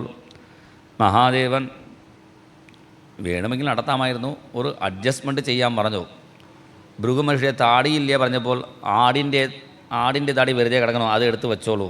ഭൃഗു മഹർഷിക്ക് ആടിൻ്റെ താടി വരട്ടെ. ഭൃഗോഹോ ശ്മശ്രൂണി രോഹന്തു. പിന്നെ ഭഗനക്ക് കണ്ണിൻ്റെ കാഴ്ചയില്ലേ പറഞ്ഞപ്പോൾ കുറച്ചു കാലം കണ്ണ് കാഴ്ച ആളുടെ കൈ പിടിച്ച് നടന്നോളൂ. പിന്നെ അങ്ങനെ നടന്ന് ശീലിച്ചാൽ പിന്നെ കണ്ണ് കാഴ്ച ഇല്ലാതെ നടക്കാൻ സാധിക്കും. പിന്നെ പൂഷ പറഞ്ഞു, എനിക്ക് പല്ലില്ലല്ലോ. പല്ലില്ലെങ്കിൽ കുഴപ്പമില്ല, മുറുക്ക് ഇങ്ങനെ കട്ടിയുള്ള സാധനം കിട്ടിയാൽ അത് പൊടിച്ച് കഴിച്ചോളൂ. കുറച്ച് കാലം അങ്ങനെ ജീവിച്ചാൽ മതി. പിന്നെ കലിയുഗം വന്നാൽ വാങ്ങാൻ പല്ല് കിട്ടും, വാങ്ങി വെച്ചോളൂ പറഞ്ഞു. അങ്ങനെ എല്ലാവർക്കും ഒരു അഡ്ജസ്റ്റ്മെൻറ്റ് ചെയ്തു. പിന്നെ ദക്ഷൻ്റെ തലയില്ലേ, ദക്ഷനെ ജീവിപ്പിക്കണം കാണുമ്പോൾ ദക്ഷൻ്റെ തലയില്ലല്ലോ വിചാരിച്ച് എന്ത് ചെയ്തു, ഒരു ആടിൻ്റെ തല ഉണ്ടായിരുന്നു, അത് വെച്ച് പിടിപ്പിച്ചു. ജീവിപ്പിക്കാൻ കഴിവുള്ള മഹാദേവൻ വേണമെങ്കിൽ സ്വന്തം തലയോട് തന്നെ ജീവിപ്പിക്കാമായിരുന്നു. എന്താ കാരണം ജീവിപ്പിച്ചിട്ടില്ലേ? സത്യം വിധാത്തും നിജഭൃത്യ ഭാഷിതം. തൻ്റെ ഭൃത്യനായ നന്ദീകേശ്വരൻ ശപിച്ചിട്ടുണ്ട് ആടിൻ്റെ തല വരട്ടേന്ന്. അപ്പോൾ ഭക്തൻ്റെ വാക്ക് പരിപാലിക്കാൻ വേണ്ടി ഭഗവാൻ ആടിൻ്റെ തല വെച്ച് പിടിപ്പിച്ചു. ദക്ഷൻ വിഷമിച്ചിട്ടില്ല. ഏത് തലയായാലും നാമം ജപിച്ചാൽ നല്ല തലയാണ്. ഈ ആടിൻ്റെ തല കൊണ്ട് ഒരു ഗുണമുണ്ട്. ചമക്കം പേരുള്ള മന്ത്രം, സഞ്ജ മേമയശ്ചമേ മേമേന്ന് പറയുന്ന മന്ത്രം, അത് ജപിക്കാൻ ഉതകും വിചാരിച്ച് അത് സ്വീകരിച്ചു. വീണ്ടും യാഗം ചെയ്തു. യാഗം ഇടയ്ക്ക് നിന്നുപോയാൽ അത് ചേർക്കാനുള്ളൊരു മന്ത്രമുണ്ട്. ഇതം വിഷ്ണുർവിചക്രമേ ത്രേധാണിതധേ പദം സമൂഢമസ്യ പാകും സുരേ. ഈ മന്ത്രം ചൊല്ലി വിഷ്ണുവ് ഹോമിക്കും. അത് ചെയ്തു. വൈഷ്ണവം യജ്ഞസന്തത്യൈ ത്രികപാളം ദ്വിജോത്തമാഹ പുരോടാസം നിരവപന്നേ വീരസംസർഗശുദ്ധയേ. അങ്ങനെ ഹോമിക്കുമ്പോൾ ആ യജ്ഞകുണ്ടത്തിൽ നിന്ന് ഭഗവാൻ 8 തൃക്കൈകളോട് ഭഗവാൻ പ്രത്യക്ഷപ്പെട്ടു. ശ്യാമോ ഹിരണ്യരസനോർക്ക കിരീടജുഷ്ട നീലാലകഭ്രവരമണ്ഡിതകുണ്ടലാസ്യ കം വബ്ജചക്രസരചാപഗദാസി ചർമ്മവ്യഗ്രൈഃ ഹിരണ്മയഭുജൈരിവ കർണികാരഃ. സുവർണ താമര പോലെ ഭഗവാൻ തിളങ്ങി എന്നാണ് പറയുന്നു. ഹിരണ്മയ ഭുജൈരിവ, ഭഗവാൻ നീല കളറാണ്, പക്ഷേ ആവരണം ധരിച്ചപ്പോൾ അതിൻ്റെ പ്രകാശം കൊണ്ട് ഹിരണ്മയ ഭുജൈരിവ കർണികാരഃ അങ്ങനെ ഭഗവാൻ പ്രത്യക്ഷപ്പെട്ടു. ദേവന്മാർക്ക് വിവിധ വൃത്തങ്ങളിൽ സ്തുതിച്ചു. അപ്പോൾ ഭഗവാൻ ദക്ഷിണ വിളിച്ചു പറഞ്ഞു, ഞാൻ തന്നെ ബ്രഹ്മാവായിട്ടും അഹം ബ്രഹ്മാച സർവശ്ച ജഗതഃ കാരണം പരം. ഞാൻ തന്നെ ബ്രഹ്മാവായിട്ടും വിഷ്ണുവായിട്ടും രുദ്രനായിട്ടും ഓരോരോ കാര്യം ചെയ്യാൻ വേണ്ടി വേഷം മാറി കളിക്കുന്നു ഞാൻ തന്നെയാണ്. ഒരേ വൈദ്യുതി ശക്തി, ഇവിടെ മൈക്കായിട്ട് ശബ്ദവും, പിന്നെ ഇവിടെ പിന്നെ ഫാനായിട്ട് കാറ്റും, പിന്നെ ലൈറ്റായിട്ട് വെളിച്ചം കൊടുക്കുന്നത് പോലെയാണ്. ഒരേ ദേവൻ പല രൂപത്തിൽ നമ്മളെ സഹായിക്കുന്നു. മഹാഗണപതിയായും ദുർഗാദേവിയായും ബ്രഹ്മാവായും വിഷ്ണുവായും. അത് ഭേദഭാവം പാടില്ല എന്ന് ഭഗവാൻ ഇവിടെ ഉപദേശിക്കുന്നു. യഥാ പുമാന്ന സ്വാങ്കേഷു. ചില ആൾക്ക് 6 വിരൽ ഉണ്ടാവും. 6 വിരൽ വന്ന ആൾ വേണ്ട, എന്താ 6ാമത്തെ വിരൽ വേണ്ടാണ്, അത് ഓപ്പറേഷൻ ചെയ്ത് കട്ട് ചെയ്യാറില്ല. കുറച്ച് പണമുള്ള ആളെങ്കിൽ 6ാമത്തെ വിരൽക്കും ഒരു മോതിരം അണിയിക്കും, ചെറിയ മോതിരം വാങ്ങി. തൻ്റെ വിരലുകളിൽ തൻ്റെ അംഗങ്ങളിൽ എങ്ങനെ ഭേദം കാണുന്നില്ലയോ അതുപോലെ ദേവന്മാരിൽ ഭേദം പാടില്ലേ. അംഗ അന്യന്യ ദേവതാഹ എന്ന് പറഞ്ഞുകൊണ്ട് മഹാദേവൻ ഇവിടെ ദക്ഷിണക്ക് മഹാവിഷ്ണു തന്നെ ഉപദേശിച്ചു. അപ്പോൾ ദക്ഷയകത്തിൻ്റെ സാരം ഭേദഭാവം പാടില്ലേ. വേറെ ദൈവത്തെ മര്യാദയ്ക്ക് ഉപദേശം ഉപാസിച്ച് കഴിഞ്ഞാൽ ആ ദേവൻ നമുക്ക് ഭഗവാനെ ഉപാസിക്കണം ഉപദേശിക്കുള്ളൂ. ഇവിടെ മള്ളിയൂർ പലതവണ വന്നിട്ടുണ്ട്, പക്ഷേ ഇതുവരെ ഇത് പറയാനൊന്നും തോന്നിയിട്ടില്ല. എന്നാലും ആ കഥ കൂടി ഇന്ന് പറയാം. എൻ്റെ ഗുരുനാഥൻ വൈഷ്ണവ സംഹിത ഇന്ന് തമിഴ് ഭാരതത്തിലുള്ള എല്ലാ മഹാത്മാക്കളുടെ കഥകളും ഒരുമിച്ച് ചേർത്ത് ഒരു ഗ്രന്ഥം രചിച്ചിട്ടുണ്ട്.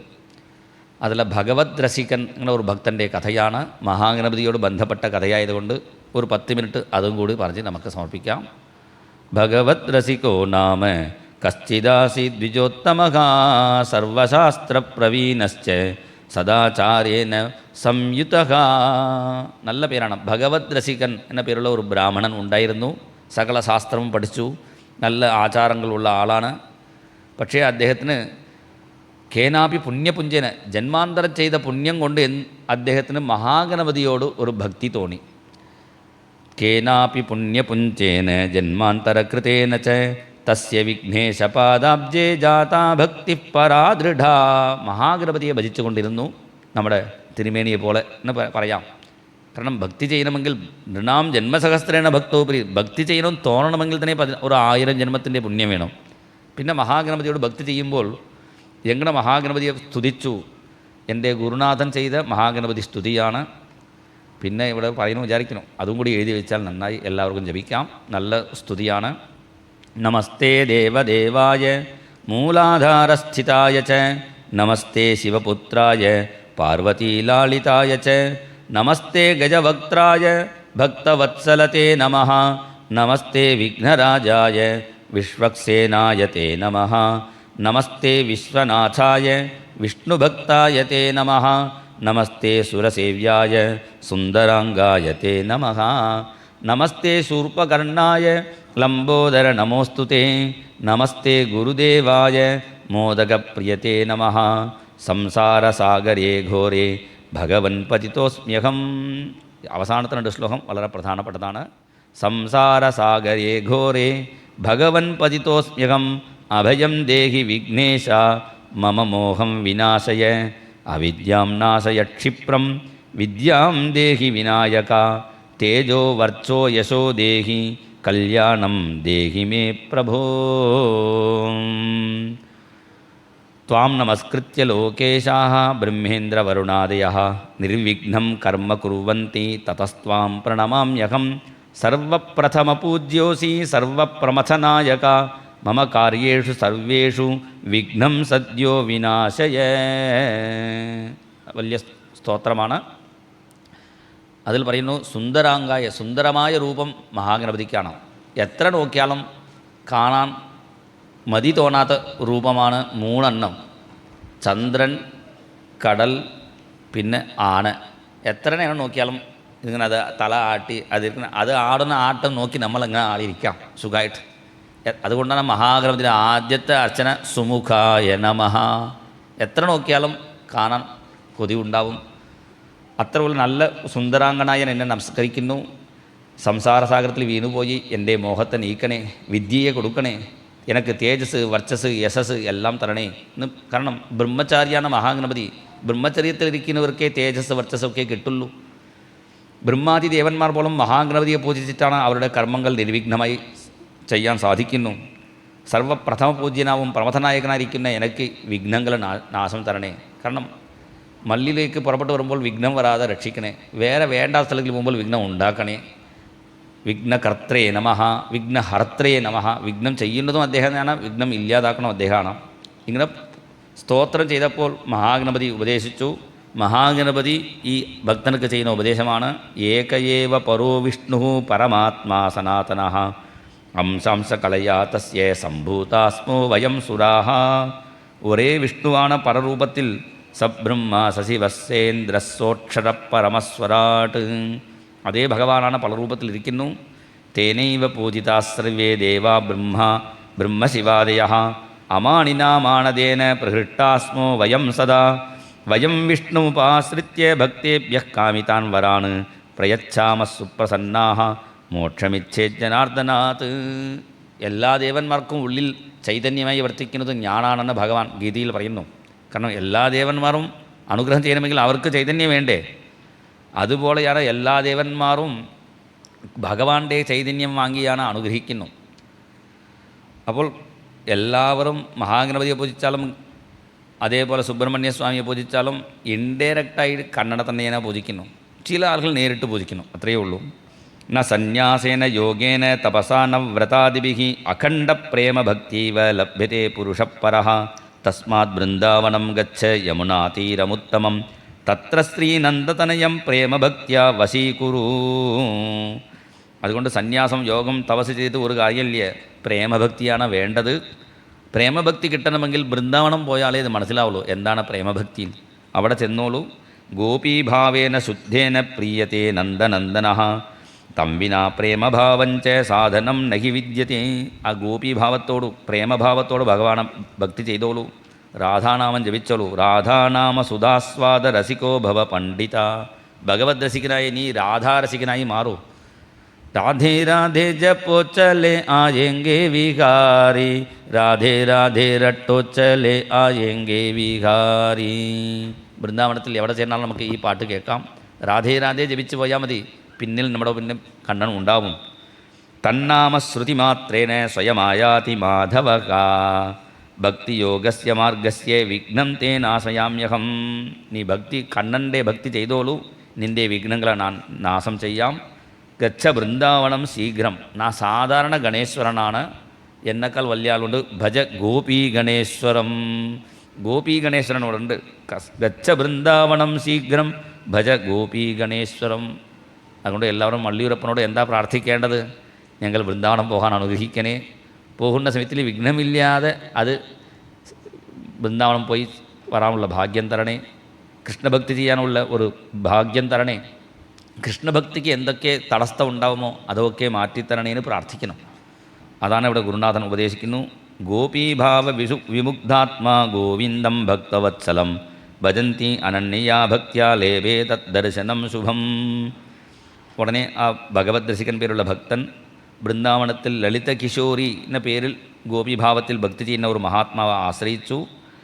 അദ്ദേഹത്തിൻ്റെ ഉപദേശം സ്വീകരിച്ച് രാസനാട്യം നടത്തുന്ന ഭഗവാന്റെ രൂപം കണ്ടു. രാസനാട്യം പ്രകുർവന്തം യമുനാ പുലിനേഹരിം വിലോക്യ പ്രേമസമ്പൂർണ ബഭൂവ ഉന്മത്തവദ്വിജ.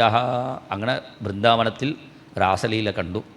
അതാണ് നമ്മുടെ ജന്മ സാഫല്യം. ഇപ്പോഴും വൃന്ദാവനത്തിൽ പോയാൽ രാസലീല നടക്കുന്ന സ്ഥലം നിങ്ങൾക്ക് കാണാം. രാത്രി ഒരു പ്രാവശ്യം നിങ്ങൾ പോകണം. അതിൽ രാസത്തിന് വേണ്ട സാധനം, പഴങ്ങൾ, പാല്, എല്ലാ സാധനവും വച്ചിട്ടുണ്ടാവും. വെളുപ്പാങ്കാലത്തിൽ ഒരു 3-4 മണിക്ക് അവിടെ എത്തിച്ചേരണം. എത്തിച്ചെന്നാൽ ആ കുടിച്ച പാല് പകുതിയായിട്ടുണ്ടാവും. കടിച്ചതിൻ്റെ പഴത്തിൻ്റെ പകുതി ഉണ്ടാവും. ആരെങ്കിലും കടിച്ചിട്ടുണ്ടാവില്ലേ? എന്താ കാരണം? രാത്രി 6-7 മണിക്ക് ശേഷം അവിടെ ഓരോ ആൾക്കും പ്രവേശനമില്ല. അങ്ങനെ ആരെങ്കിലും ചെന്നാൽ പിന്നെ ഭ്രാന്തരായിത്തീരും. ഇപ്പോഴും ഭഗവാൻ രാസൻ നടത്തുന്ന സ്ഥലമുണ്ട്. നിധിവനം എന്നാണ് പേര്. വൃന്ദാവനം പോകുന്നവർ അത് പോയി കാണേണ്ടതാണ്. അങ്ങനെ വൃന്ദാവനത്തിൽ ഭഗവാന്റെ രാസലീല കണ്ടു. ഏറ്റവും മധുരം രാസലീലയാണ്. മഹാദേവനെ ഭജിച്ചു ഒരു കുട്ടി, നരസിംഹമേധാ പേരുള്ള കുട്ടി. മഹാദേവനോട് ചോദിച്ചു, എനിക്ക് നല്ല മധുരമായ ഒരു സാധനം തരണേന്ന്. എനിക്ക് ഏറ്റവും ഇഷ്ടം മധുരമാണ്. അപ്പോൾ മഹാദേവൻ ഒരു നല്ല മധുരമായ സാധനം തരാൻ പറഞ്ഞ് രാസലീലയ്ക്ക് കൊണ്ടുപോയി. രാസലീല കാണിച്ചു കൊടുത്തു മഹാദേവൻ. ഇങ്ങനെ പല ഭക്തന്മാർ മഹാദേവനെയും മഹാഗണപതിയും അതേപോലെ ദേവിയും ഭജിച്ച് അവർ കണ്ണൻ്റെ രാസലീല കണ്ടു എന്നാണ് ഭക്തന്മാരുടെ ചരിത്രത്തിൽ നമുക്ക് കാണാനുള്ളൂ. ഇപ്പോൾ നിറച്ച് ഭക്തന്മാരുടെ കഥ ഉണ്ട്, ഇപ്പോൾ പറയാനുള്ള സമയമില്ലേ. എന്തായാലും നമുക്ക് മധുരമായ ആ രാസലീല കാണിച്ചു കൊടുത്ത മഹാദേവൻ്റെ കഥ ഒന്ന് സ്മരിക്കാനുള്ള ഭാഗ്യം കിട്ടി. അത് സ്മരിച്ചുകൊണ്ട് നമുക്ക് നിർത്താം. ഒരു കീർത്തനം പാടി. അഹോ മധുര അഹോ മധുര മധുര മധുര ഹോ അഹോ മധുര അഹോ മധുര മധുര മധുര ഹോ രാധാകൃഷ്ണ രാസലീല മധുര മധുര ഹോ രാധാകൃഷ്ണ രാസലീല മധുര മധുര ഹോ അഹോ മധുര അഹോ മധുര മധുര മധുര ഹോ അഹോ മധുര അഹോ മധുര മധുര മധുര ഹോ രാധാകൃഷ്ണ രാസലീല മധുര മധുര ഹോ രാധാകൃഷ്ണ രാസലീല മധുര മധുര ഹോ മുരളീധര മോഹന വംശീ മധുര മധുര ഹോ മുരളീധര മോഹന വംശീ മധുര മധുര ഹോ രാധാകൃഷ്ണ രാസലീല മധുര മധുര ഹോ രാധാകൃഷ്ണ രാസലീല മധുര മധുര ഹോ ശ്രീനന്ദനന്ദന ഇന്ദു മുഖച്ഛവി മധുര മധുര ഹോ ശ്രീനന്ദനന്ദന ഇന്ദു മുഖച്ഛവി മധുര മധുര ഹോ രാധാകൃഷ്ണ രാസലീല മധുര മധുര ഹോ രാധാകൃഷ്ണ രാസലീല മധുര മധുര ഹോ അഹോ മധുര അഹോ മധുര മധുര മധുര ഹോ അഹോ മധുര അഹോ മധുര മധുര മധുര ഹോ രാധാകൃഷ്ണ രാസലീല മധുര മധുര ഹോ രാധാകൃഷ്ണ രാസലീല മധുര മധുര ഹോ. മധുര മധുര രാസലീലാ നാട്യ വിഹാരി കി ജയ. നമഃ പാർവതീപതയേ ഹര ഹര മഹാദേവ. जय बोल सद्गुरुनाथ महाराज की जय. राधेश्याम राधे कृष्ण. स्वस्ति प्रजाभ्य परिपालयन्तां न्याय्येन मार्गेण महिं महिषाः गोब्राह्मणेभ्यः शुभमस्तु नित्यं. लोकाः समस्ताः सुखिनो भवन्तु. കായേന വാചാ മനസേന്ദ്രിയൈർവാ ബുദ്ധ്യാത്മനാ വാ പ്രകൃതേ സ്വഭാവാത് കരോമി യദ്യത് സകലം പരസ്മൈ നാരായണായേതി സമർപ്പയാമി. രാധേശ്യാം.